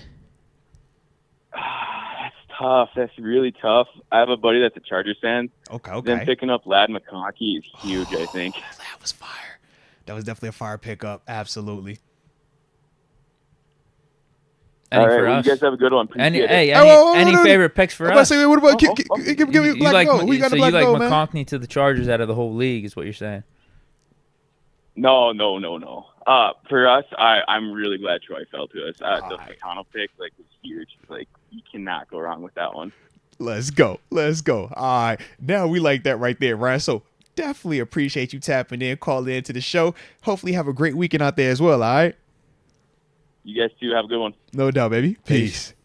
Shout out. All right. Phone lines are open. 412-346-6955. All the digits to dial. Hit us up. Join the conversation. Phone lines are open. Yes, I made the mistake, Deke. While we was answering that first call, literally like all these other calls started coming in right after. I was like, oh, here we go. They hot. Oh, here we go. Talk to me. Who on the hotline with, baby? Hey, aloha, my brother. It's Colton Troy Cool. Hey, Colton, what is the word, baby? What's up? How you guys doing? Man, shoot, we can't complain. And we on the phone with you, man. So, aloha. Shout out. How's the weather, by the way? Yeah, it feels man? like we got Hawaii-style weather out here in Pittsburgh. The weather's amazing out in Pittsburgh right now. Blue skies, waves are down, water is flat, and let's go. Nice and clear. Let's go. No, love that, baby. Love that. So let's get to it, Colton. How are you feeling about our draft, man? I love it. I think it's the best draft we've had in a long time, and I said that about last year's draft too. I say the only complaint I have is the McCormick pick. Fair. Fourth round. Yeah, I thought we would go DB there, like TJ Tampa or that Abrams. Deke let TJ go to the Ravens, man. Deke said send him over there to the Ravens. We ain't tripping. I know, and I understand that everybody's saying like McCormick's like when I saw his highlight tapes and stuff and how he's got that old school neck roll, I was like, okay, that's a Steeler. But I understand the neck roll sold you. He said, yo, that neck roll, that's a Steeler. He got to be a Steeler, bro. That neck roll, yeah, he's a football guy. Yeah, I just don't like it because it makes me feel like Nate Herbig's on the chopping block, and that's kind of like my friend. And respect. Yeah, man, but we taking all the little island cats, man, between both of the Herbigs. Now we done brought in Roman. Like, is it really something in the water over there? What's going on over there, man? Oh, we got action over here. We get action over here. It's been like that for a long time, but you only seen it now because before Hawaii, we didn't have the exposure like there is now. Yeah. So everything, all the talent here was just like everybody on the rock would know about the talent here, and then a lot of local boys. You know, you have the talent, but you rather go to the beach, maybe go burn, get some girls pregnant. So it's like the island style kind of gets in the way. He live it. He said, you could ball, but you're much rather go to this beach, baby. You see this water? You see what it looks like at the water? And the people that are at the water? Oh, we going there today. I get it. Yeah. Yeah. But, man, that Payton Wilson pick, oh, bro, I love that guy. That was your favorite pick? I love that guy. Is that the one for you? That's the one, man. I love that pick. Like, Let's ride. His mentality, too, and he said, you know, I don't know how long I have, so I'm going to play like every game's my last. Oh, no, like, facts. I'll die on that field. Facts. No, he's a whole psychopath. I love it, bro. We got the team psycho on the roster. I love it. And you need one of them, man. Every team that has been great has a psycho. You got to have a psycho person, man. And Peyton definitely give me the vibes. I like that. Absolutely. Hey, real quick, extra question for you. What happens with Naji Harris? Please get me a fullback. What were you saying? Please get me a fullback. Yeah. I played fullback in high school. I need a fullback, man. I love my fullback. All right. What are we doing with Naji Harris? 5th-year option. Oh, man. Okay. I love Naj. I love that style of running. Oh, I love it. I see where we're going. I've always loved that power back style. Like, you know what I mean? I always, the Jerome Bettis's, the Jonathan Dwyer's. Like, I love that. Jonathan Dwyer. Shout out Dwyer, man. Shout out Dwyer, man. If you know, you know. Shout out Dwyer, man. Shout out Dwyer, man. If you know, you know, bro. That's the Georgia Tech King right there, man. Come on. Yeah. Lay hat. That's how I was raised. But hearing Moats, I believe everything Moats says when he talks football, and hearing him say, those guys don't scare us. The little fast guys is the ones that do. And I'm like, oh, man. Respect. So Naji doesn't get $7 million for a year in 2025. Man. Yeah, we want you to be the bad guy, not us. You're the bad guy, Colton. Remember, Colton Choi Fu is saying no to Naji, not me. It's Colton. Just want to throw it out. Colton said it. There we go. I mean, can Naj help us out a little bit? Can he do a little bit of body transformation like Le'Veon and put a little juice in those legs? They did say slim down this offseason. That is what I'm hearing. I'm hearing he looked like he on a salad diet. Yeah, that's what it sounds like. Ooh. I haven't seen it, though. Have we seen any pictures of Naji? Has anybody seen a picture, workout video or nothing? I don't think I've seen it. I think TG told us that he slimmed down. Yeah. Maybe TG saw something. TG got the insider info. Shout out to TG. All right. Okay. No,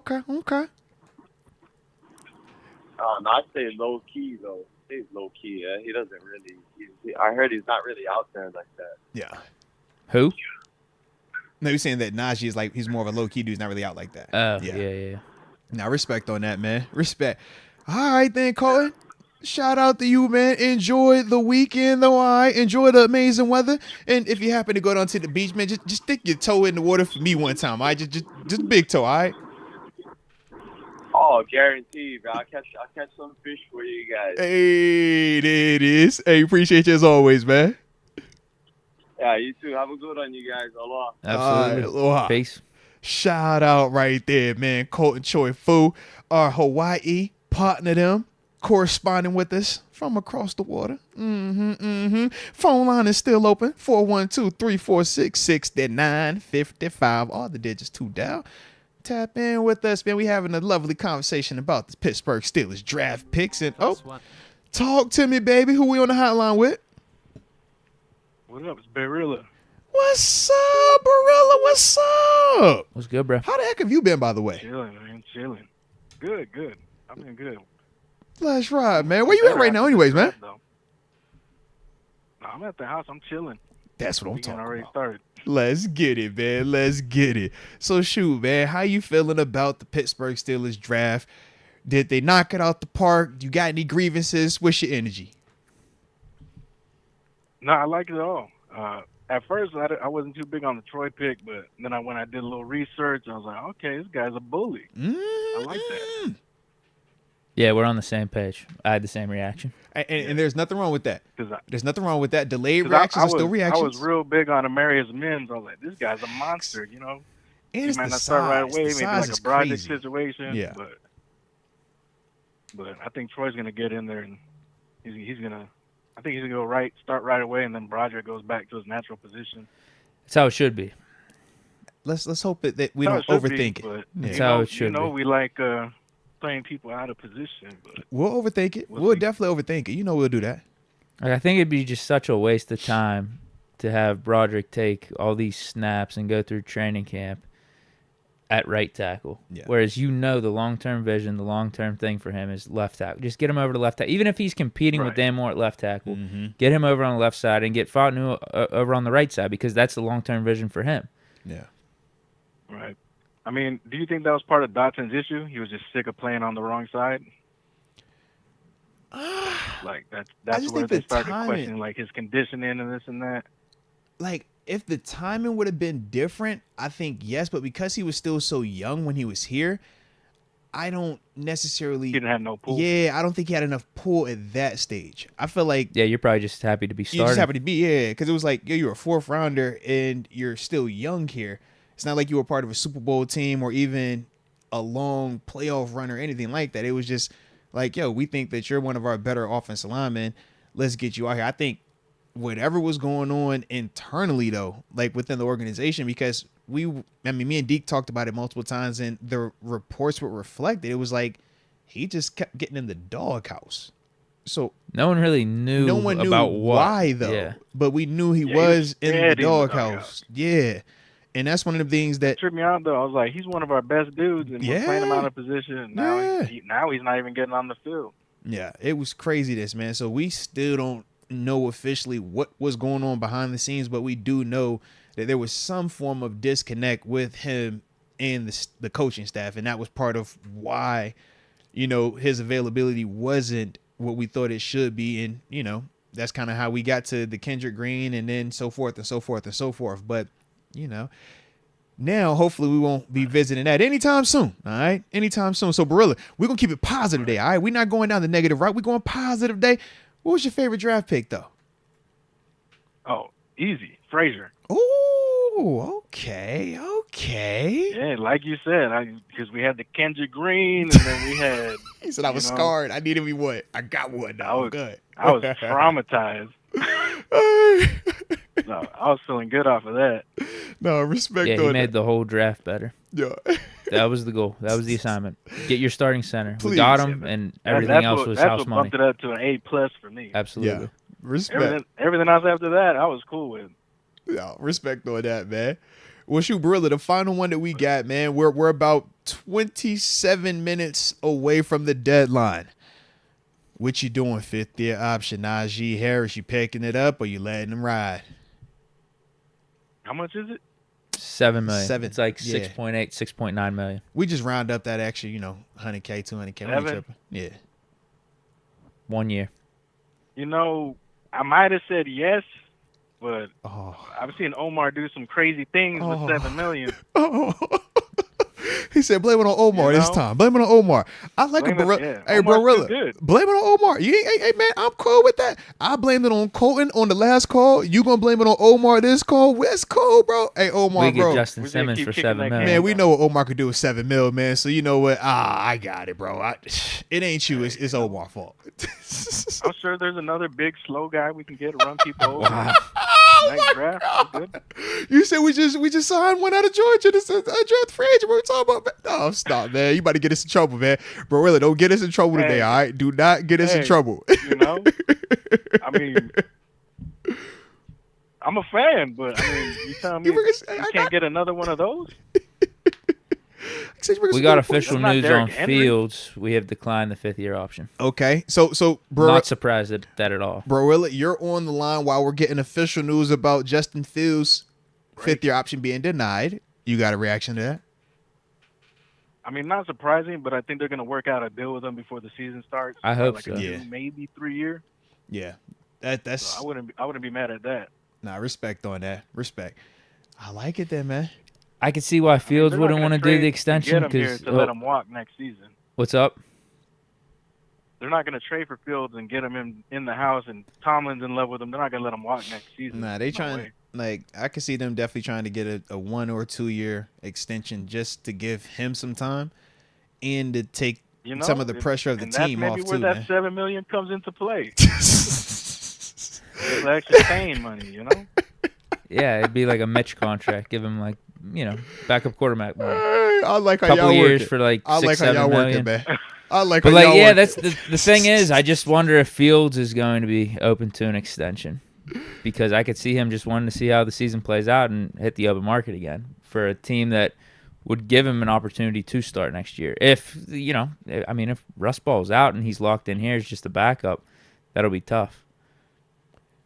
Yeah, but I mean, even let's say he doesn't start, but he's still sitting behind Russ. I think that's still an advantage for him. He's still a young QB. Yeah. We got quarterbacks playing into almost to 40 now.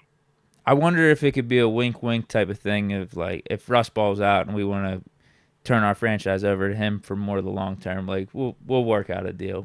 With maybe some it's like team our and get you out of here, get you in a good position. spot. Sit around a couple years, you get the office when he leaves.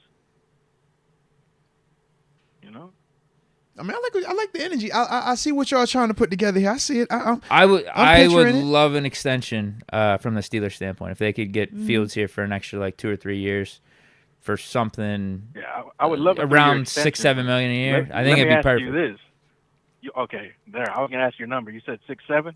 I think that's fair. Oh yeah, then Naji ain't getting his 6 there. I love it, bro. I love it. Hey, put it on Deke. Is Deke for now? That's like solid backup quarterback money right there. $6-7 million. Deke said we're gonna repurpose Najee's 5th-year option money, and we're gonna use that to extend Justin Fields, buddy. I see what you did, bro. I like how you just pass the buck. Ain't nothing wrong with that at all, baby. You pass it to Deke. Hey, that's good business. Yeah. You can get another running back. Get another one. Dead. We saw what happened with the quarterback rooms last season. I understand all that. I actually would give Najee the 5th-year option. I understand from a business standpoint, it might not be the smartest thing, but it's only for 1 year. It's not like this is 3 years, $7 million each year. 1 year, we can make it work. Respect. I mean, the wheels haven't fallen off. That's what I mean. It'll be his 5th year. He's not going to be over the hill at that point. Right. Jaylen Warren's obviously going to help with some of the workload that Najee gets, but that's the thing. Should we be paying $7 million to a running back who's splitting a workload? Probably not the most business savvy thing, but I think you tip your cap to Najee. You give him some respect with this 5th-year option for what he has done, and I still think can do for these next couple of years. Yeah. 1 year. Or you pick it up and trade him. Now, if he's not happy with the 5th-year option, though, that's extension, that's a different story. We can start having different conversations. What do you think the rotation is going to be like, though? Like, what percentage do you think him, Jalen, and Patterson's going to be divvying up? It should be at least 50-50. Patterson's not just going to sit on the bench. That's true, too. He might get out there, though, with one of those running backs. Right. Like, you could put him in the backfield, or you could motion him to receiver and stuff. Yeah, I don't think Patterson's in the backfield and split him out. Yeah, exactly. Patterson's isn't his like snap count isn't going to affect Najee and Jalen to that extent. I think if anything, Jalen's uptick in usage is going to take away from Najee's usage, but that's also predicated on Jalen holding that football. That's the other part, because that's the only time he's gotten in trouble. But he's the only one that we've really seen put it on the ground also. So that's the part where it's yeah, but he's also the only one we've seen break him off too. Oh yeah, I mean they both go hand in hand. I could let 1 or 2 slide. Now we say that. I done seen people lose their mind behind these untimely that ball on the ground though. That's the only thing. It's the only thing I'm worried about. He didn't kill us. He didn't kill us last facts. season. It wasn't. Yeah. It wasn't like a Toussaint fumble or a Mendenhall fumble. So no, I like it, baby. I like it.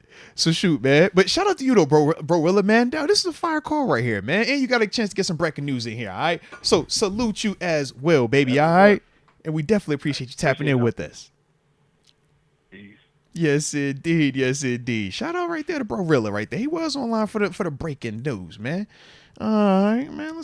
keep these phone lines open. All right. Let's see who else finna call us up. 412-346-6955. All the digits to dial. Hit us up. Join the convo, man. Let's see what's going on with you. 20 minutes before the 5th year option news. All right. Who we on the hotline with, baby? Skeeter Jones. Man, what's the word, Skeeter? How you living, baby?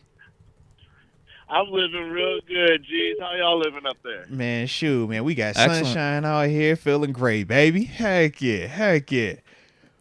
But how we looking at this draft, man? Did you thumbs it up? Did you thumbs it down? Was you over here like, bro, I can't believe you passed on this dude?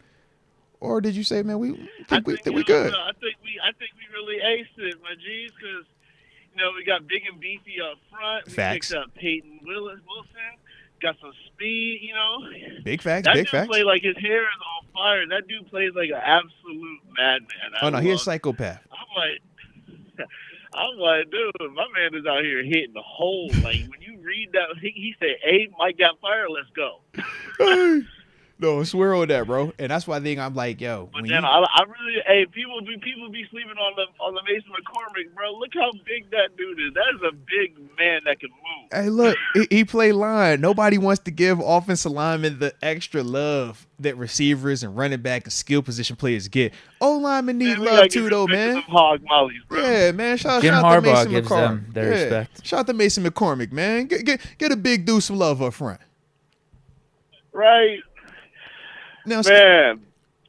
So Yes, sir. What's up? With that though, Skeeter, man, what was your favorite one? I mean, we obviously added multiple offensive linemen, but we did add multiple picks. Who stood out to you the most of the group? What was the guy that when we said his name, you was like, yo, let's go. That's the one. I would say Zach Fraser. I've been spinning that Zach Fraser since we started with the offseason. I'm like, we needed him. I'm like, he played. Look at his hands, bro. He's a man. He had a grip on you. You ain't going nowhere. It's a wrap. He looked like a young DeCastro. Playing center. Yeah. No, he can move well too, and that's the thing, man. When you look at him, that's why he was a part of that big three of him, JPJ, and Graham Barton. It's like, he checks off all them same boxes, just a little bit more compact. I like the JPJ, but I just think that Zach just moved a little bit better. Now, respect on that. I like that. Yeah, maybe moves a little bit better, like in the center spot, like on the line of scrimmage. I do think Jackson Powers-Johnson is a little bit more athletic and getting to that second level. But yeah, it's just a technician and playing the center position on the line. Maybe it is Fraser. That's what I was saying. Maybe he turns out to be the best center of this crew. Yeah. You can't deny the upside from Barton and Jackson Powers-Johnson, but long term, it might just be Fraser. It might be that steady guy. And he has a high, his floor is going to be super high. Yeah.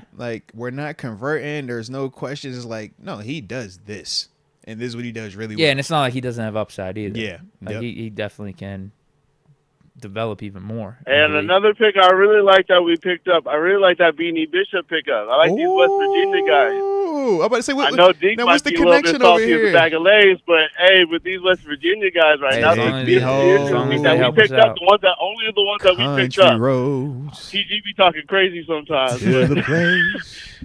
But these dudes that we got, Beanie Bishop should have been drafted. No, you can make a case. Absolutely, man. Absolutely. Shoot. Because I watched that dude all season. I'm like, bro, look at this dude play like Mike Hilton. Now, what I'm trying to figure out is this, though, man. Are you a W fan? We got some W in you. No. I'm a Bama guy. Ask for a friend. Always a roll tide. I'm a Bama guy, dog. Okay. I'm a Bama dude. Them dudes is coming out the factory. Swear. Straight powerhouse down there. You want a first rounder? Just come on down here. It ain't hard to find. All right. Right. Hey, come on. Okay. You know what Saban do. We on Saban time. Come on. We trying to get these pros. No, respect on that, man. Respect. Shoot. But I like that, though. Is there anyone that you were mad about that we missed out on?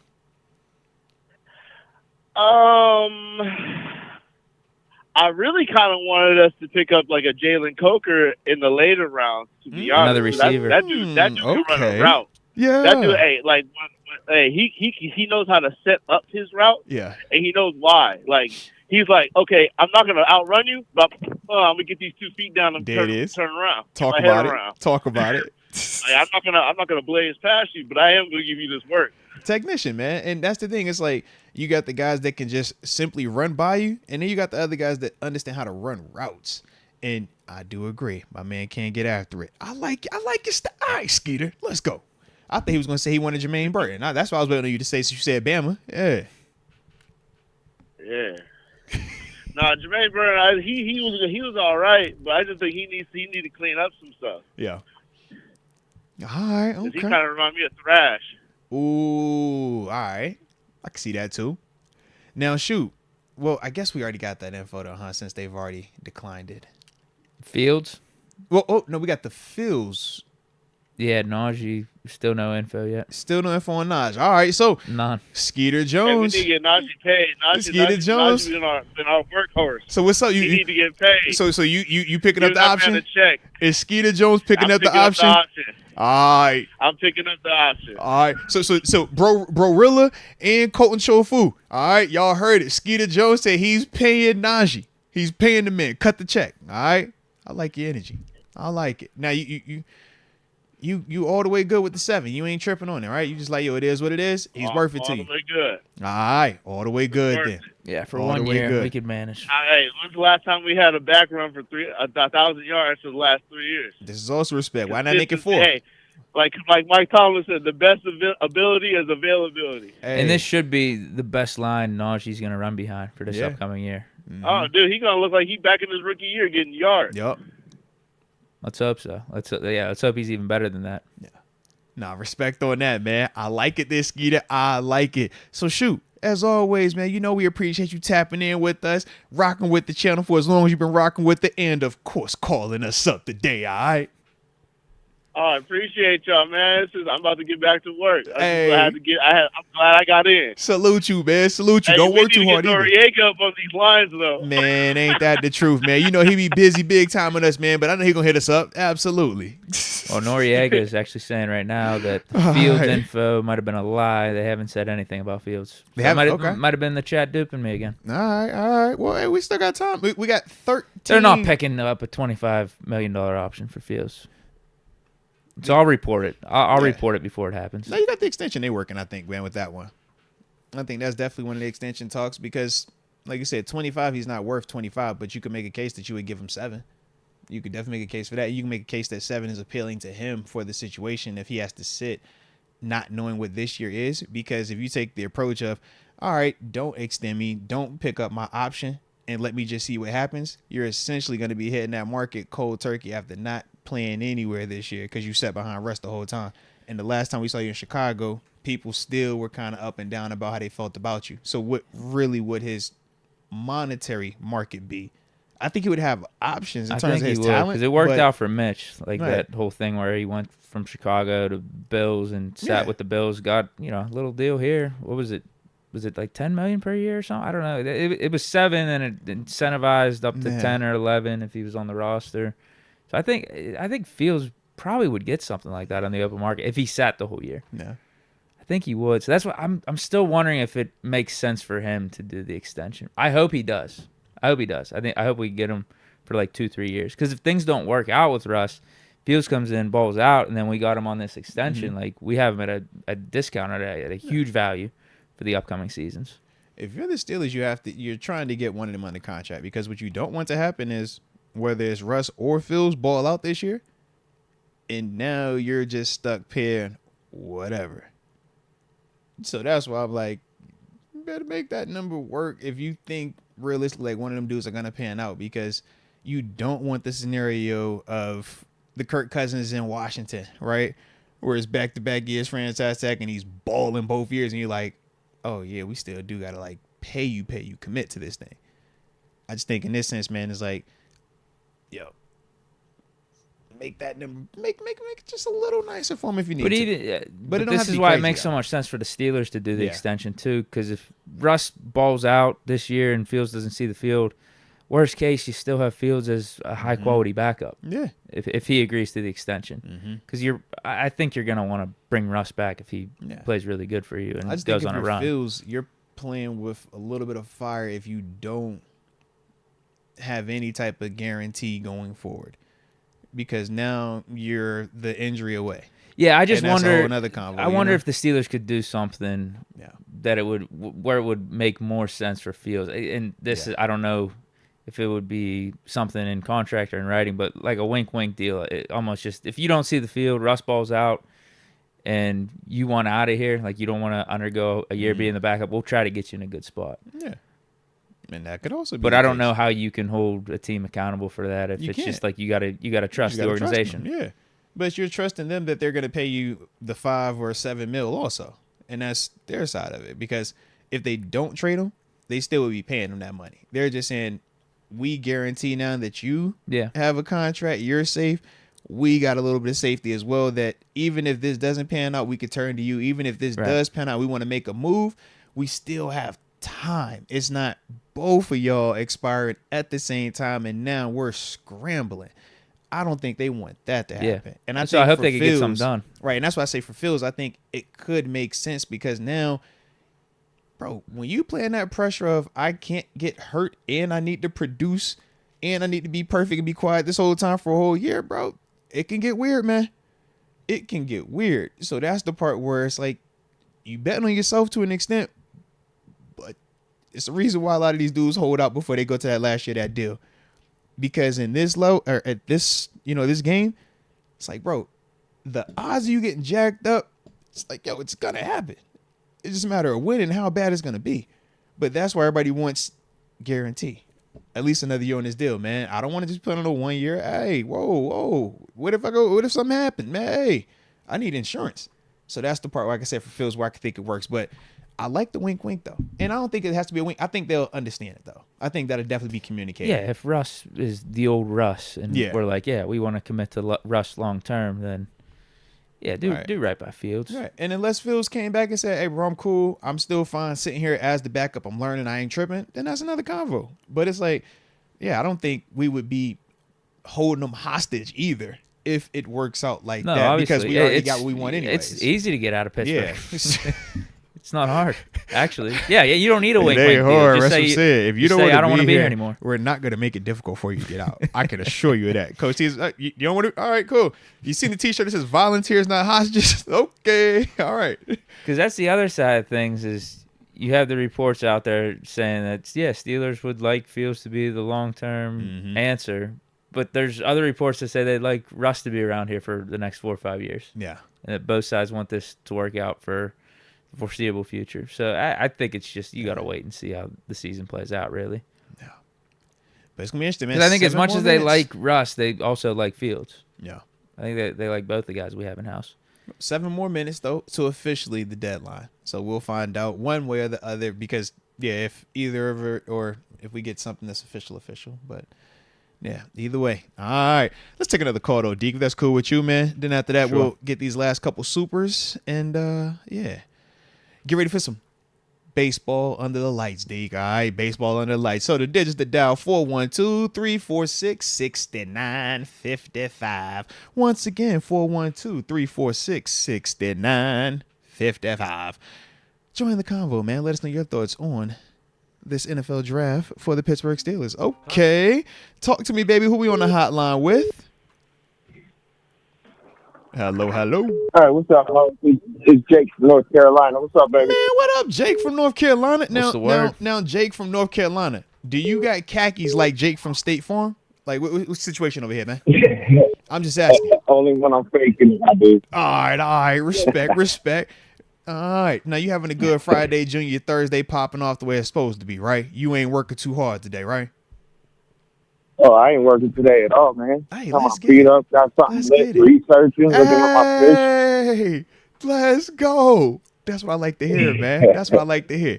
So, Jake, from North Carolina, how you feel about this Pittsburgh Steelers draft, man? What stood out to you? Did we get good review, bad review? What's your energy on it? Well, I liked it in the beginning until I seen Deke's face live when he drafted Drew. He didn't like Troy at all, and then he went ahead and made a video about how happy he was. I'm like, come on, man. You can't hold the boat. Every draft, Deke does the same thing.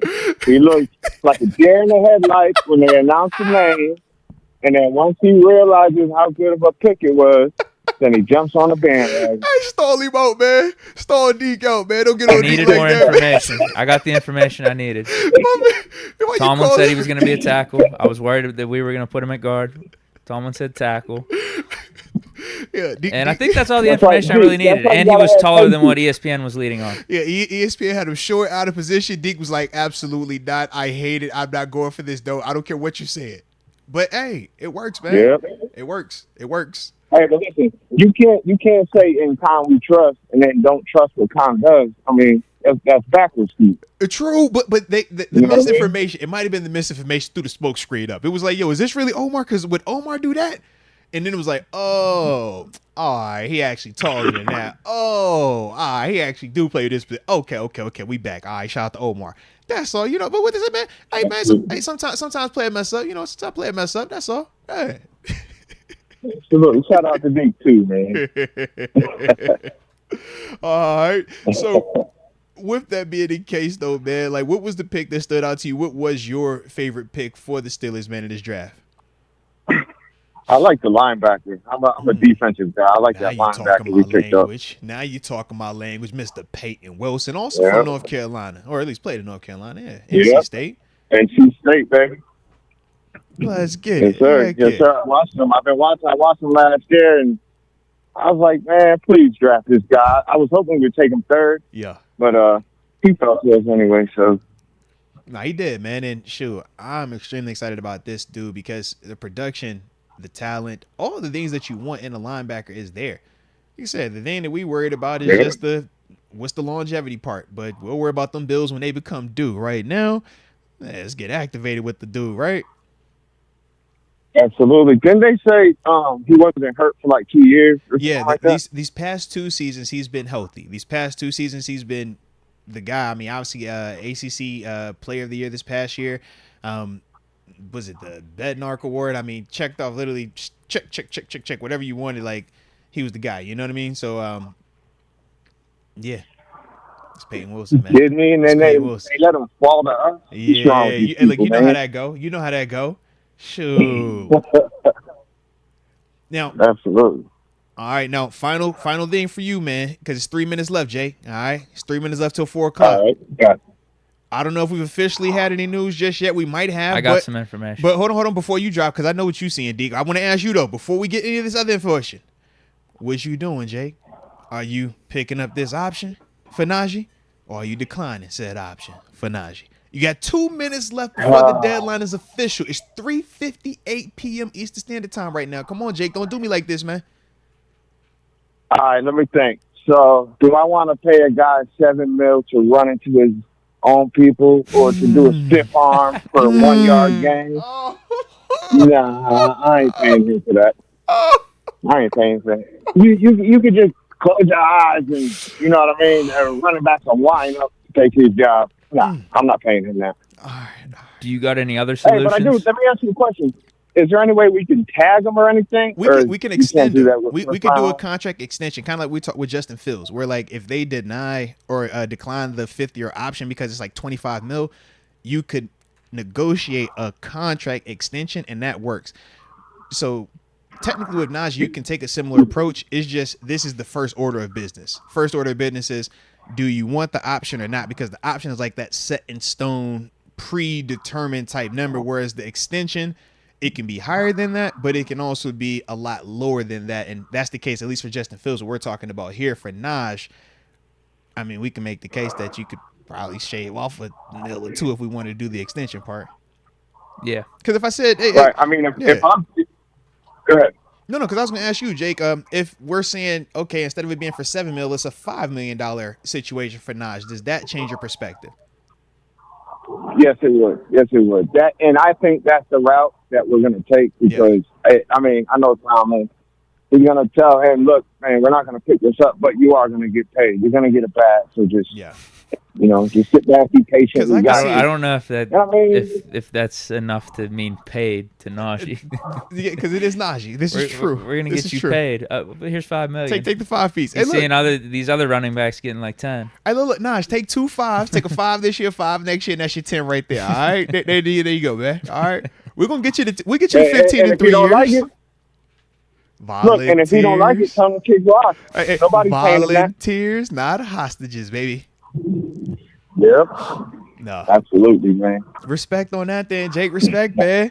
Dude, this was a vibe right here, man. I like it, man. I like it. So shoot. Absolutely, man. I appreciate y'all, man. You and Deke, man. Nah, respect to you as well, man. We appreciate the heck out of you, man, tapping in with us as well, all right? All right, anytime, brother. No, Peace, peace. baby. Peace. Peace, bro. Shout out right there, man. The homie Jake down in North Carolina. All right, let's see. We have official news. We do? All right. Let's because it is 4 o'clock too, man. So you know what? We will get ready to react to the official news, and then I think we got a couple supers left, and then we will tap out of here because, like I said, man, it is a game night. All right, little man has a baseball game tonight. He's in prime time playing under the lights. All right, you'll see me out there root for Angels number 10. Okay, it's my guy. Naji Harris's Drum fifth-year roll, option. please. Steelers running back Naji Harris, number 22. Mm-hmm. His 5th-year option has officially been declined. Mm-hmm. Wow, I'm surprised. Mm-hmm. Shout out to I think I saw Dulac had a report. Then I think Steelers Depot had some action as well, man, tagging it. But are you surprised? I am, yeah. Yeah. Very much surprised. I thought, given that Naji was our first-round pick, given that Naji does have 3 consecutive 1,000-yard years for us, Yeah.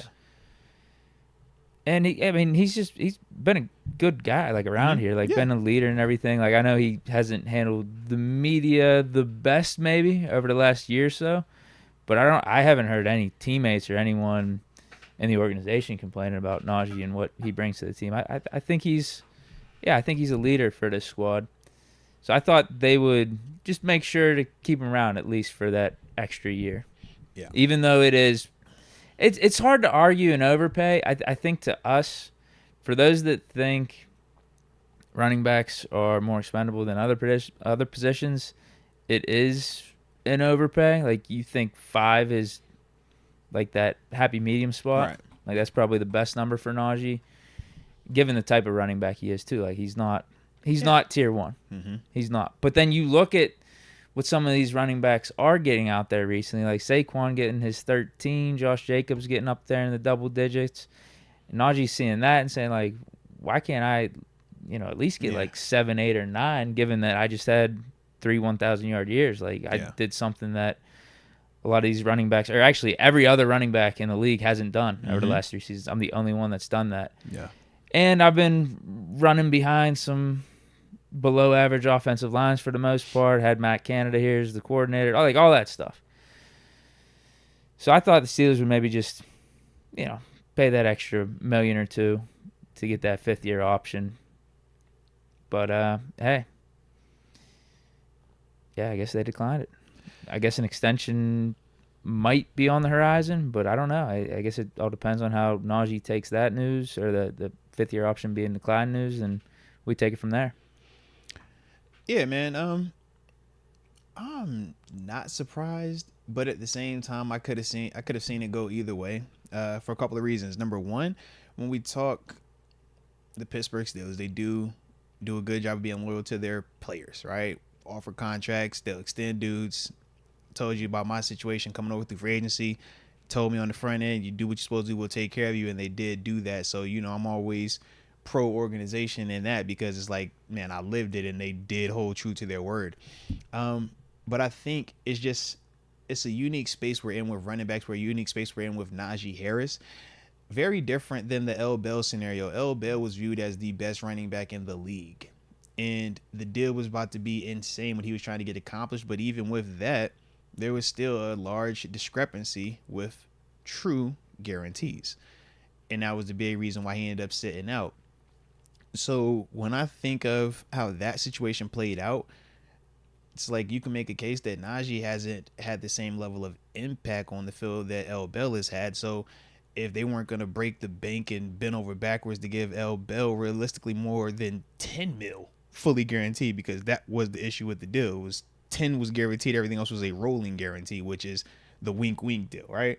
So it's like if they weren't going to give that more than 10, it's like we hollered about 5 for Naj or 7 for Naj. I mean, that's $3 million difference. That's kind of how I look at it. Now, granted, we know the time is a little bit different in terms of the markets and the money, but I just look at that and I'm like, if they were going to pull and, you know, it was like pulling teeth to get that number bumped up for him.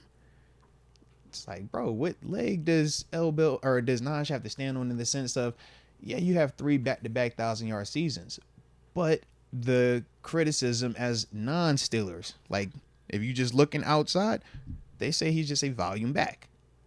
Give him a ton of touches. He doesn't fumble. He doesn't get hurt, but that isn't necessarily, like you called it, that's not tier 1. It's not the guy that you fear. He doesn't make a ton of second-level defenders miss when we talk about getting into the open field. That's the difference right now with him and Jalen Warren.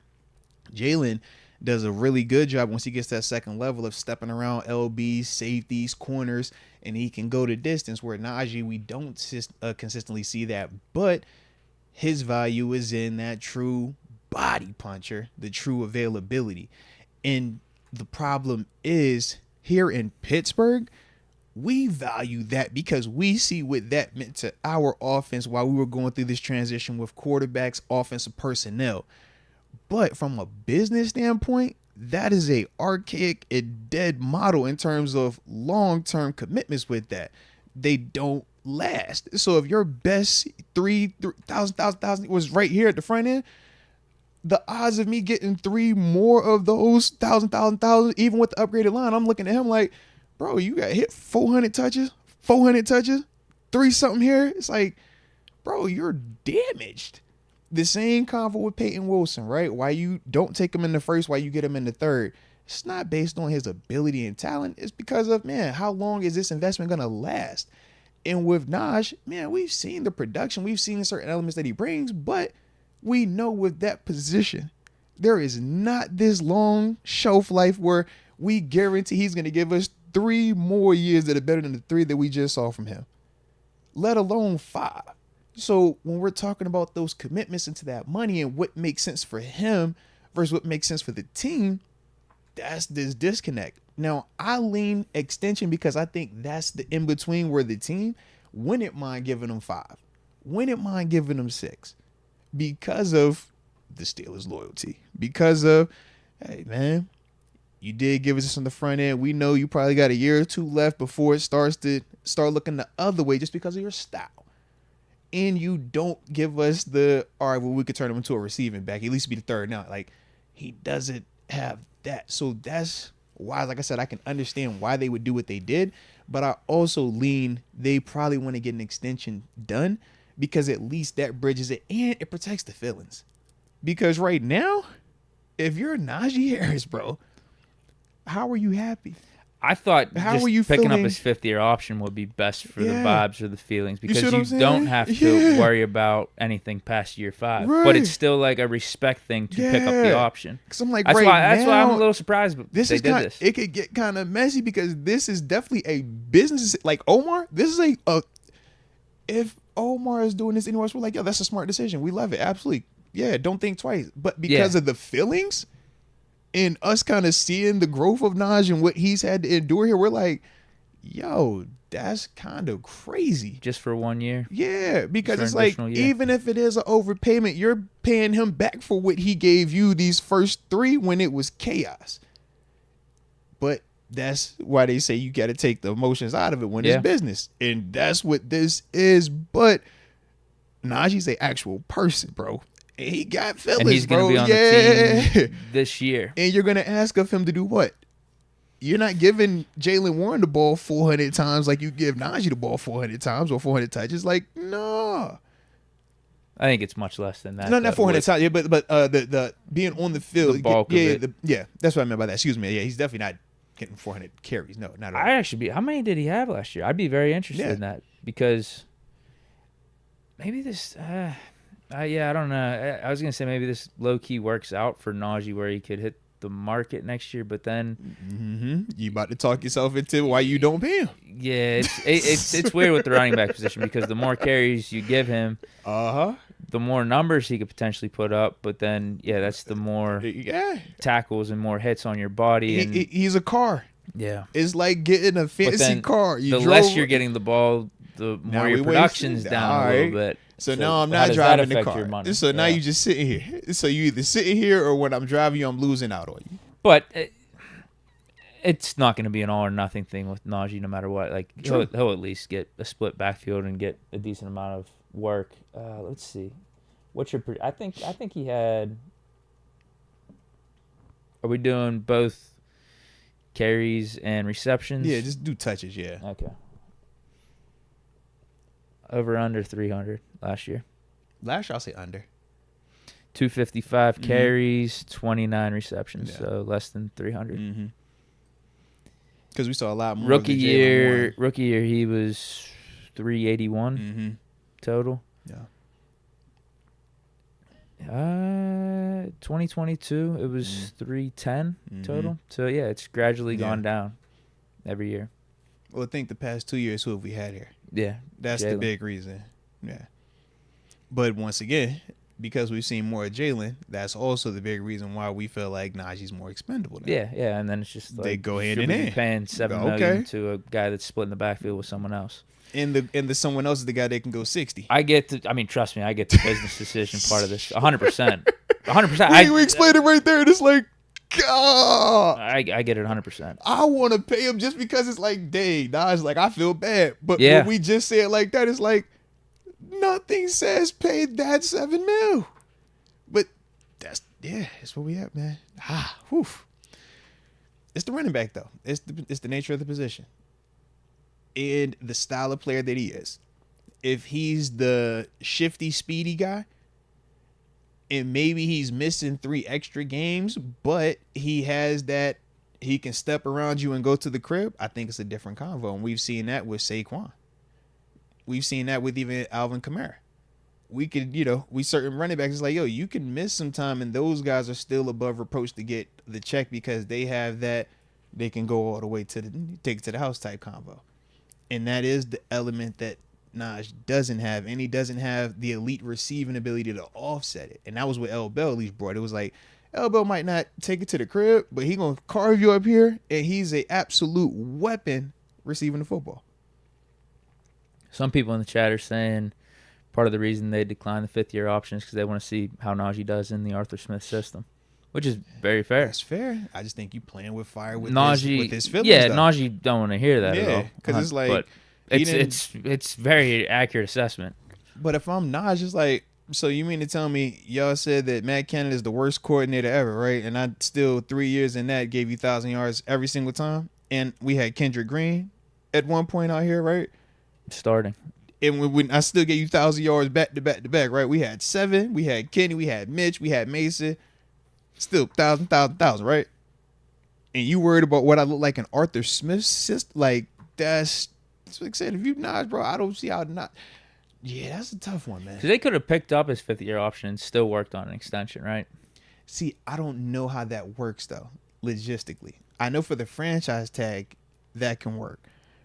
I think you can definitely do it. I just didn't didn't we know do that with TJ and Minka? No. I'm saying in the sense of, can you make the number lower per year than the option? That's what I'm saying. Because we would be trying to make this Naji situation a lower deal, right?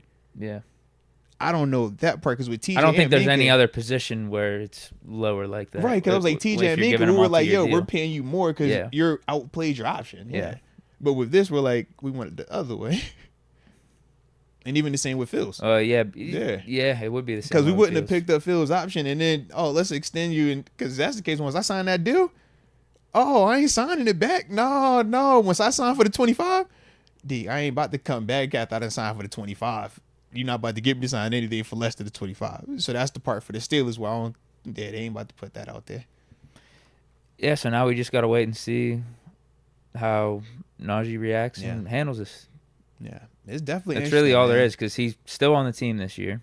And we're going to need him. Let's not act like, bro, we big Jalen Warren fans. Love Jalen. Like, he can ball, but they are better together than they are apart right now. Because it's like, yo, Seattle was the perfect game for me. Seattle was the perfect approach of you see how that body punching, that physicality, that Naji works, but you also see how that Jalen Warren, that step around you, that burst and can get into the zone. That's what we have. And it's like, bro, we can still afford to make that work. So, yeah. All right, more supers came in. All right, Ty. Shout out. AJ Y'all hit that like button one Martinez time. Hit the like button one time for Naji, man. And don't forget to subscribe. Y'all new to the channel as well. says Naji for $20 million, 2-2 in the lab. He don't need talk. Respect on that. All right. We also had I forgot Chef Buck too. This is why I was earlier. It says JPJ and Graham Barton are going to play guard in the league. Goes to show we got the best true center with Fraser. I don't necessarily agree with that, only because of you go back to James Daniels coming out of Iowa, and literally he was playing center at Iowa and was one of the top centers in terms of how he was regarded when I went back and looked at all that and checked the tape. And the only reason why he played guard was because Chicago drafted him, and the year before that they had drafted a center. So it wasn't that James Daniels wasn't a dope center or couldn't have been one of the best centers in that class. It was just the team that drafted him just didn't have a need for him there, so they put him there. So that's my only thing in terms of JPJ and Barton potentially playing guard at their new teams. Don't look at that as, see, they can't even play center in the league. Nah, because our situation could be very different if James Daniels was our center right now, and we're like, yo, Fraser, we want you to play guard as well. He could also do a similar thing and still be fine. That's all. It could play out that way, though. It could, yeah. That's what I'm saying. If they don't play center, it might be Zach Fraser at the top of this draft as the center. Yeah. Which would be crazy. Right. AJ Martinez. Because right now, you think it would be Fraser as number one, Van Pran potentially number two? The depth chart I looked at, these are ESPN depth charts. We've seen that they've been hit or miss recently. But the Raiders have JPJ at guard. Yeah. But the Bucks have Barton at center still. Center, okay. Yeah, so I don't know what information he was going off of, but at least one of them is listed as a guard right now. No. AJ Martinez, Naji Super Bowl champ. Welcome to Dallas. 2-2. Sabotage 2-2. They do need a running back, huh? Not just signed Zeke. Yeah, but they still need a running back.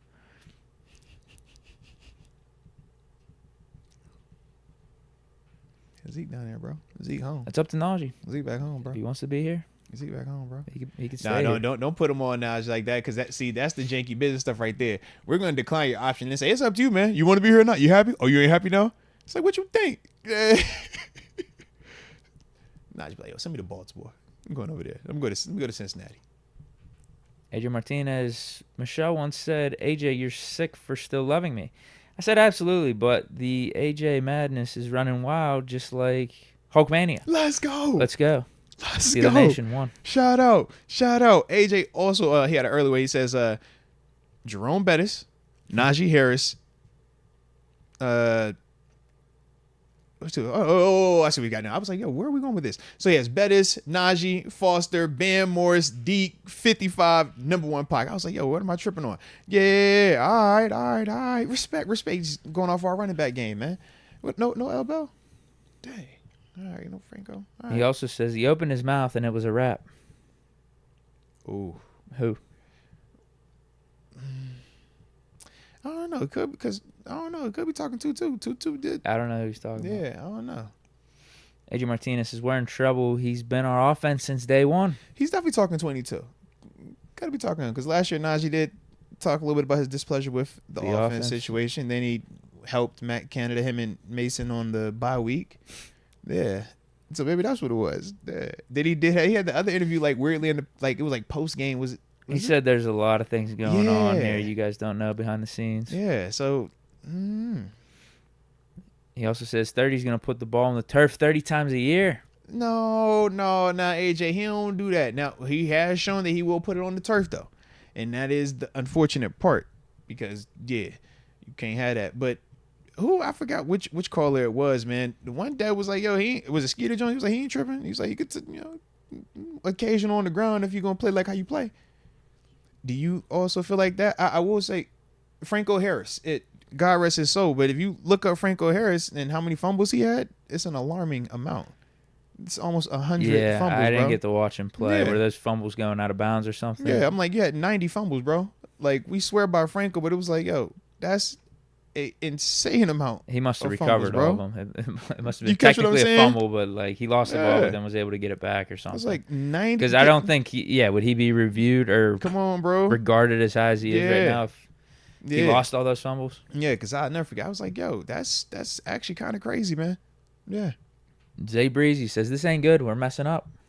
Yeah, I think chemistry wise, it's a business plus 2. I think overall chemistry down 2 or down 5, bro. Like, That's a good way to put it. cause Naj, man, That's why I thought we'd like pick the it up. people rock with Naj. Like, you go down there, man. His teammates, they love him, bro. That's the guy. It's been that since he's been here, and he's been here for some of the rough stuff where he's coming off of a crazy high era and now into this like transition era. Yeah, he didn't have to endure that, man. But I get it. Like I said, business wise, I get it.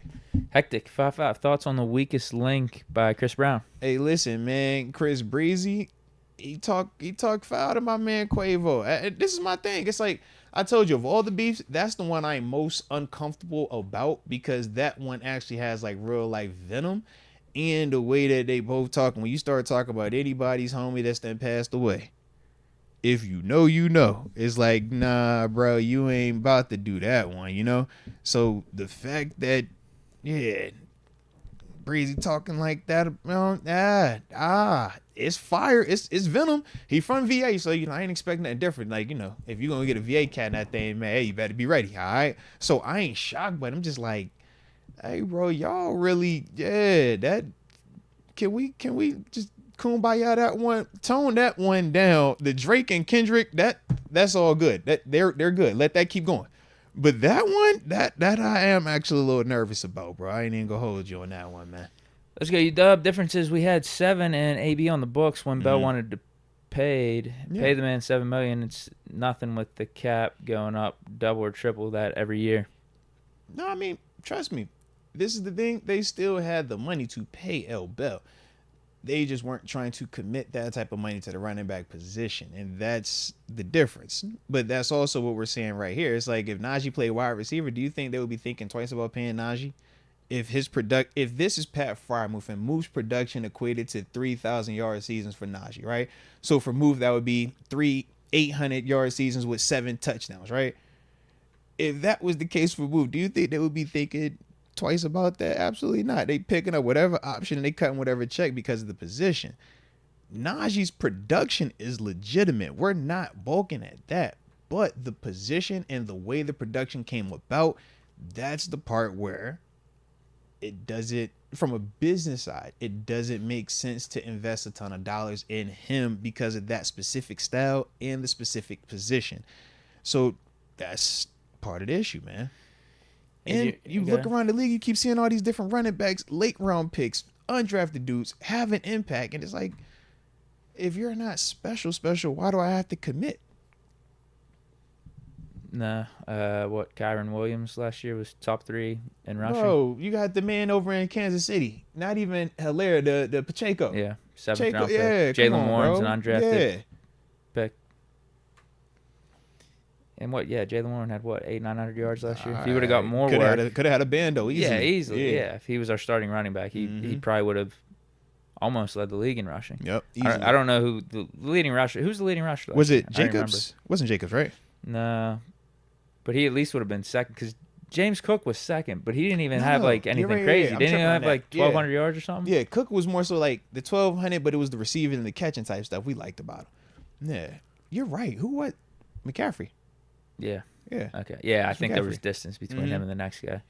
AJ Martinez says, "Run Naji, run away from the Berg, ball control." Now, I also caution Naji in the sense of this style fits our offense and the patience of how we want to play games. What does that style look like in other offenses? And are they also going to be willing to commit when we talk about how we've kind of shifted when we want to run, we started getting more bigger bodies out there? A lot of teams play predominantly out of nickel, or they're, 11 personnel, one running back, a tight end, and receivers, and they want to be fast. They want to be able to throw and be able to hand it off to the same type of dudes, or they got a specific scat back running back for those situations that looks more like Jalen Warren than Naji. That's my only concern with that thought process of, well, man, I'm just go over here then. It's like not everybody's offense is Tennessee, not everybody wants to just run. Teams now are like, yo, we need to throw. And that's why the quarterbacks and receivers get drafted as much as they are. So that's my only thing with Naj. Just like, just be careful, because we saw even with Kenny how in theory it sounded good. I'm sure in his head, man, I'm going to just leave, bro. I ain't got to sit here and deal with this, bro. Y'all don't respect me. I don't want da-da-da-da-da. And then you kind of get yourself in a situation that's actually worse than, what the current one was for you. That's my only thing with Naj. I'm like, that could easily happen with Naj. Yeah, you see what happens bro. with these running backs man. when they go to new teams. Look at Dalvin Cook. Seriously, man. Sometimes you just can't really find that niche. You can't find work. And you're a cycle away from them just saying, we're just going to draft something else anyways on the intro. And that's my only thing with Naj. So it was like, Le'Veon Bell. Prime example, yeah. So it's like, I get the bravado, I get the pride, I get the, you got to stand up for yourself. And in certain instances, yes. But at the same time, it's like when we start talking just smart business for you as a player, for your career, sometimes it's less about that, man. I'm pissed them off. I'm going to just do it because I want to. And it's like, nah, bro, take your feelings out this thing. You in a good spot right now, man. We could figure it out in a year from now, but take your time right here, man. AJ Martinez says, is key in beating Kansas City now our D is going to have to play 90 minutes? Zay Breezy, if we let Naji get away from us, man. I would agree. Now, he's not getting away just yet. We do know we still have him under contract for this year, barring anything catastrophic, right? Him flipping out or the team losing their head. But I don't see any of that. I think just the initial sting of you getting your option denied is rejection. That's what it is. It's them, in a way, telling you that you're not good enough. So we're going to see how Naji responds to that. We obviously, as I told y'all, man, after the Kenny thing, we don't just assume that you're going to handle it the right way. So we're going to see how Naji handles this thing. I'm hoping for him, he's still open to potentially having a conversation about an extension. But if not, I hope worst case, he's like, bro, I'm going to do whatever I can this year to ball out, get my numbers right, and then I'm hitting the market, man. But I hope it's one of those options and not the, well, I'm not going to show up, or I'm not going to, I'm going to be a cancer, I'm going to be pissed off, or I'm going to be this. It's like, nah, man. Like, I just don't think that that's the best approach. Right. AJ Martinez says, with zero line entire career, 2-2 has 3G, all him. Facts. And that's the part that they use it for and against him, because they're going to say, that O-line that was so bad in the past 3 years, let's look at how many hits you acquired during that process, because you was getting stung in the backfield just for 3 yards, huh? You took a lot of shots at times, huh, just to get there, and that's also what they will definitely use against him, and that's the unfortunate part for the position in his style, because they're going to say, you get hit a lot. Then you get hit flush, which is one of the things that we've kind of complained about at times with him. He doesn't put the ball on the ground, but you hardly ever would see L. Bell take some of the big hits that Naji takes. Now, Naj has shown that it's not an issue, and that's the part that we like, but those are the things that make you not want to commit money to it. Donovan LaRue, if we do get a guy like DK, how do you think his attitude issues will affect GP? I think with Russ, it's not an issue, because the DK respect with Russ, I think, is the balance in that. And I think GP is going to respect Russ too, because Russ ain't a quarterback you just going to disrespect. Like, we talking like just the football side, not are you a nerd or are you like cool off the field. It's like when we talking just on field, nah, you ain't about to be going for that type of stuff. Nah. So that's why I don't think, if DK was here, I don't think it's a negative impact on GP now that Russ is here. Prior to that dynamic, different convo, but Russ here is like, nah, I ain't worried about that. AJ Martinez says aircon just crashed. Ball control. Also says 30 is super fly, but we need to too. Yeah. Like Franco at 1, Bettis at 2. I'm with you. I like the tandem. Now, somebody's gonna say, what about the guy we just signed as an undrafted free agent? You said he falls forward, holds on to the ball, good size, championship pedigree, DeJohn Elliott, SEC boy, Georgia. or at Bandicanda. Yeah, You see, bring him in. see, this is why we can't. I got a perfect replacement for Naji if he wants out. See what we're talking about? This is what we're talking about. This is the problem. It's like, yo, we just named 2 dudes and we'll all be like, it could legitimately be the case. We'd be like, yep, just we're going to use all 4, all 3. It is whatever. Yeah, Someone's going to step up. Yeah, somebody's going to make it work. Yeah. AJ Martinez says, Elbow is great, but he left. Heck with that. Yeah. This is true. It's very true. Justin Gordon, take away Naji. Warren is just James Conner. Whoa. Easy. I like where you at with it, Justin. Easy there. Relax. Oh, he say you're the Jakarta. Yeah, That's a terrible spicy. That was spicy. I like that. That's a terrible I take. like it because he's like, you know what? Bump that. I'm gonna go that way. I'm going it that way. Yeah. I disagree. All right. Man, so I was saying in this sense, stylistically very different, but maybe you're just saying in the sense that without Naj, Jaylen Warren's impact will be similar to Pro Bowl year James Conner, where we didn't feel like James matched L. Bell, but we felt like James still was a pretty good running back for us. But we just never loved it long I think term, Jaylen Warren's I better than suppose. Naji right now, though. Like, what are we talking Talent about wise, here? yes, but Whenever it was James Conner versus Le'Veon Bell, no one said James Conner was better than Le'Veon Bell. But Naji has 3,000 yard seasons consecutively though. Jaylen doesn't have that just yet. So that is That's because we don't get him the ball more. yes, but still, What's Jaylen Warren's yards per carry? It's something crazy. Connor has a Is it almost Pro 5. Bowl here, and he's a second contract guy in AZ. That's what I'm just saying, man. Connor's a good player, bro. He just wasn't agree. L. Bell. But He I- followed up L. Bell. That's a hard follow up. But like a James Conner, like a standard James Conner year as a starter is almost like right at 1,000. what Jaylen Warren did last year is like our RB2. No, he's right at a band though, right? Jaylen Warren had almost 800 yards rushing last year and 370 yards receiving. So, and where we at with James Conner? Where we at? Around the same yardage wise, but he did get a lot more touchdowns than AZ. Yeah. That's how he made it second. Right, Pro he had the Bowl. double digit touchdowns out there. He's 2-time Pro Bowler. You're right. I forgot about that. Jaylen Warren's 2-time. 5.3 yards per carry. And Jaylen is younger, explosive. Yeah, Jaylen is the more fast guy. Connor's the bigger, like, will run you over guy. Connor's like I the mix think- between Warren and Naji. He's not as fast as Warren, not as big and strong as Naji, but he's more elusive than Naji, and he runs harder in terms of running you over than Jaylen Warren. I mean, just imagine if you gave Jaylen Warren 150 more carries. But can his body hold up to that? We know James Connors can. We know Naji Harris can. James Conner wasn't holding up here. To be fair, True, very he true. wasn't holding up here. He has The held first up well year, the over first year he did. out in AZ. The first year he did. Yeah, but he still got hurt at the end of the year. We had to bring You're in right. Jalen Samuels. Yeah, good call. Good call. Yeah, and then the Yeah. Duck Mason year, he was hurt. Him and Juju were They were hurt back all and the forth time. hurt, yeah. Because that's when people started to bring up. And then his last year with Ben, didn't we like phase him out or something? We definitely phased out the run game. Yeah. I know that because our line just started going to shit. Mm-hmm. But no, I think Yeah. that's a terrible take. I think that's disrespectful to Jaylen Warren, to be honest. I respect. Oh, hey, it's 4:33 too, baby. All right, so we got 2 supers left, and then we gotta go. Cause like I said, it's game day, bro. Prime time. I can't be late. All right, dad energy on a thou wow today. I can't be late. Can't be late. AJ All right. Martinez says Naji. Let's go Steel Nation 2-2. Shout out. Yes. And last indeed. one is Tate Boys. Be careful.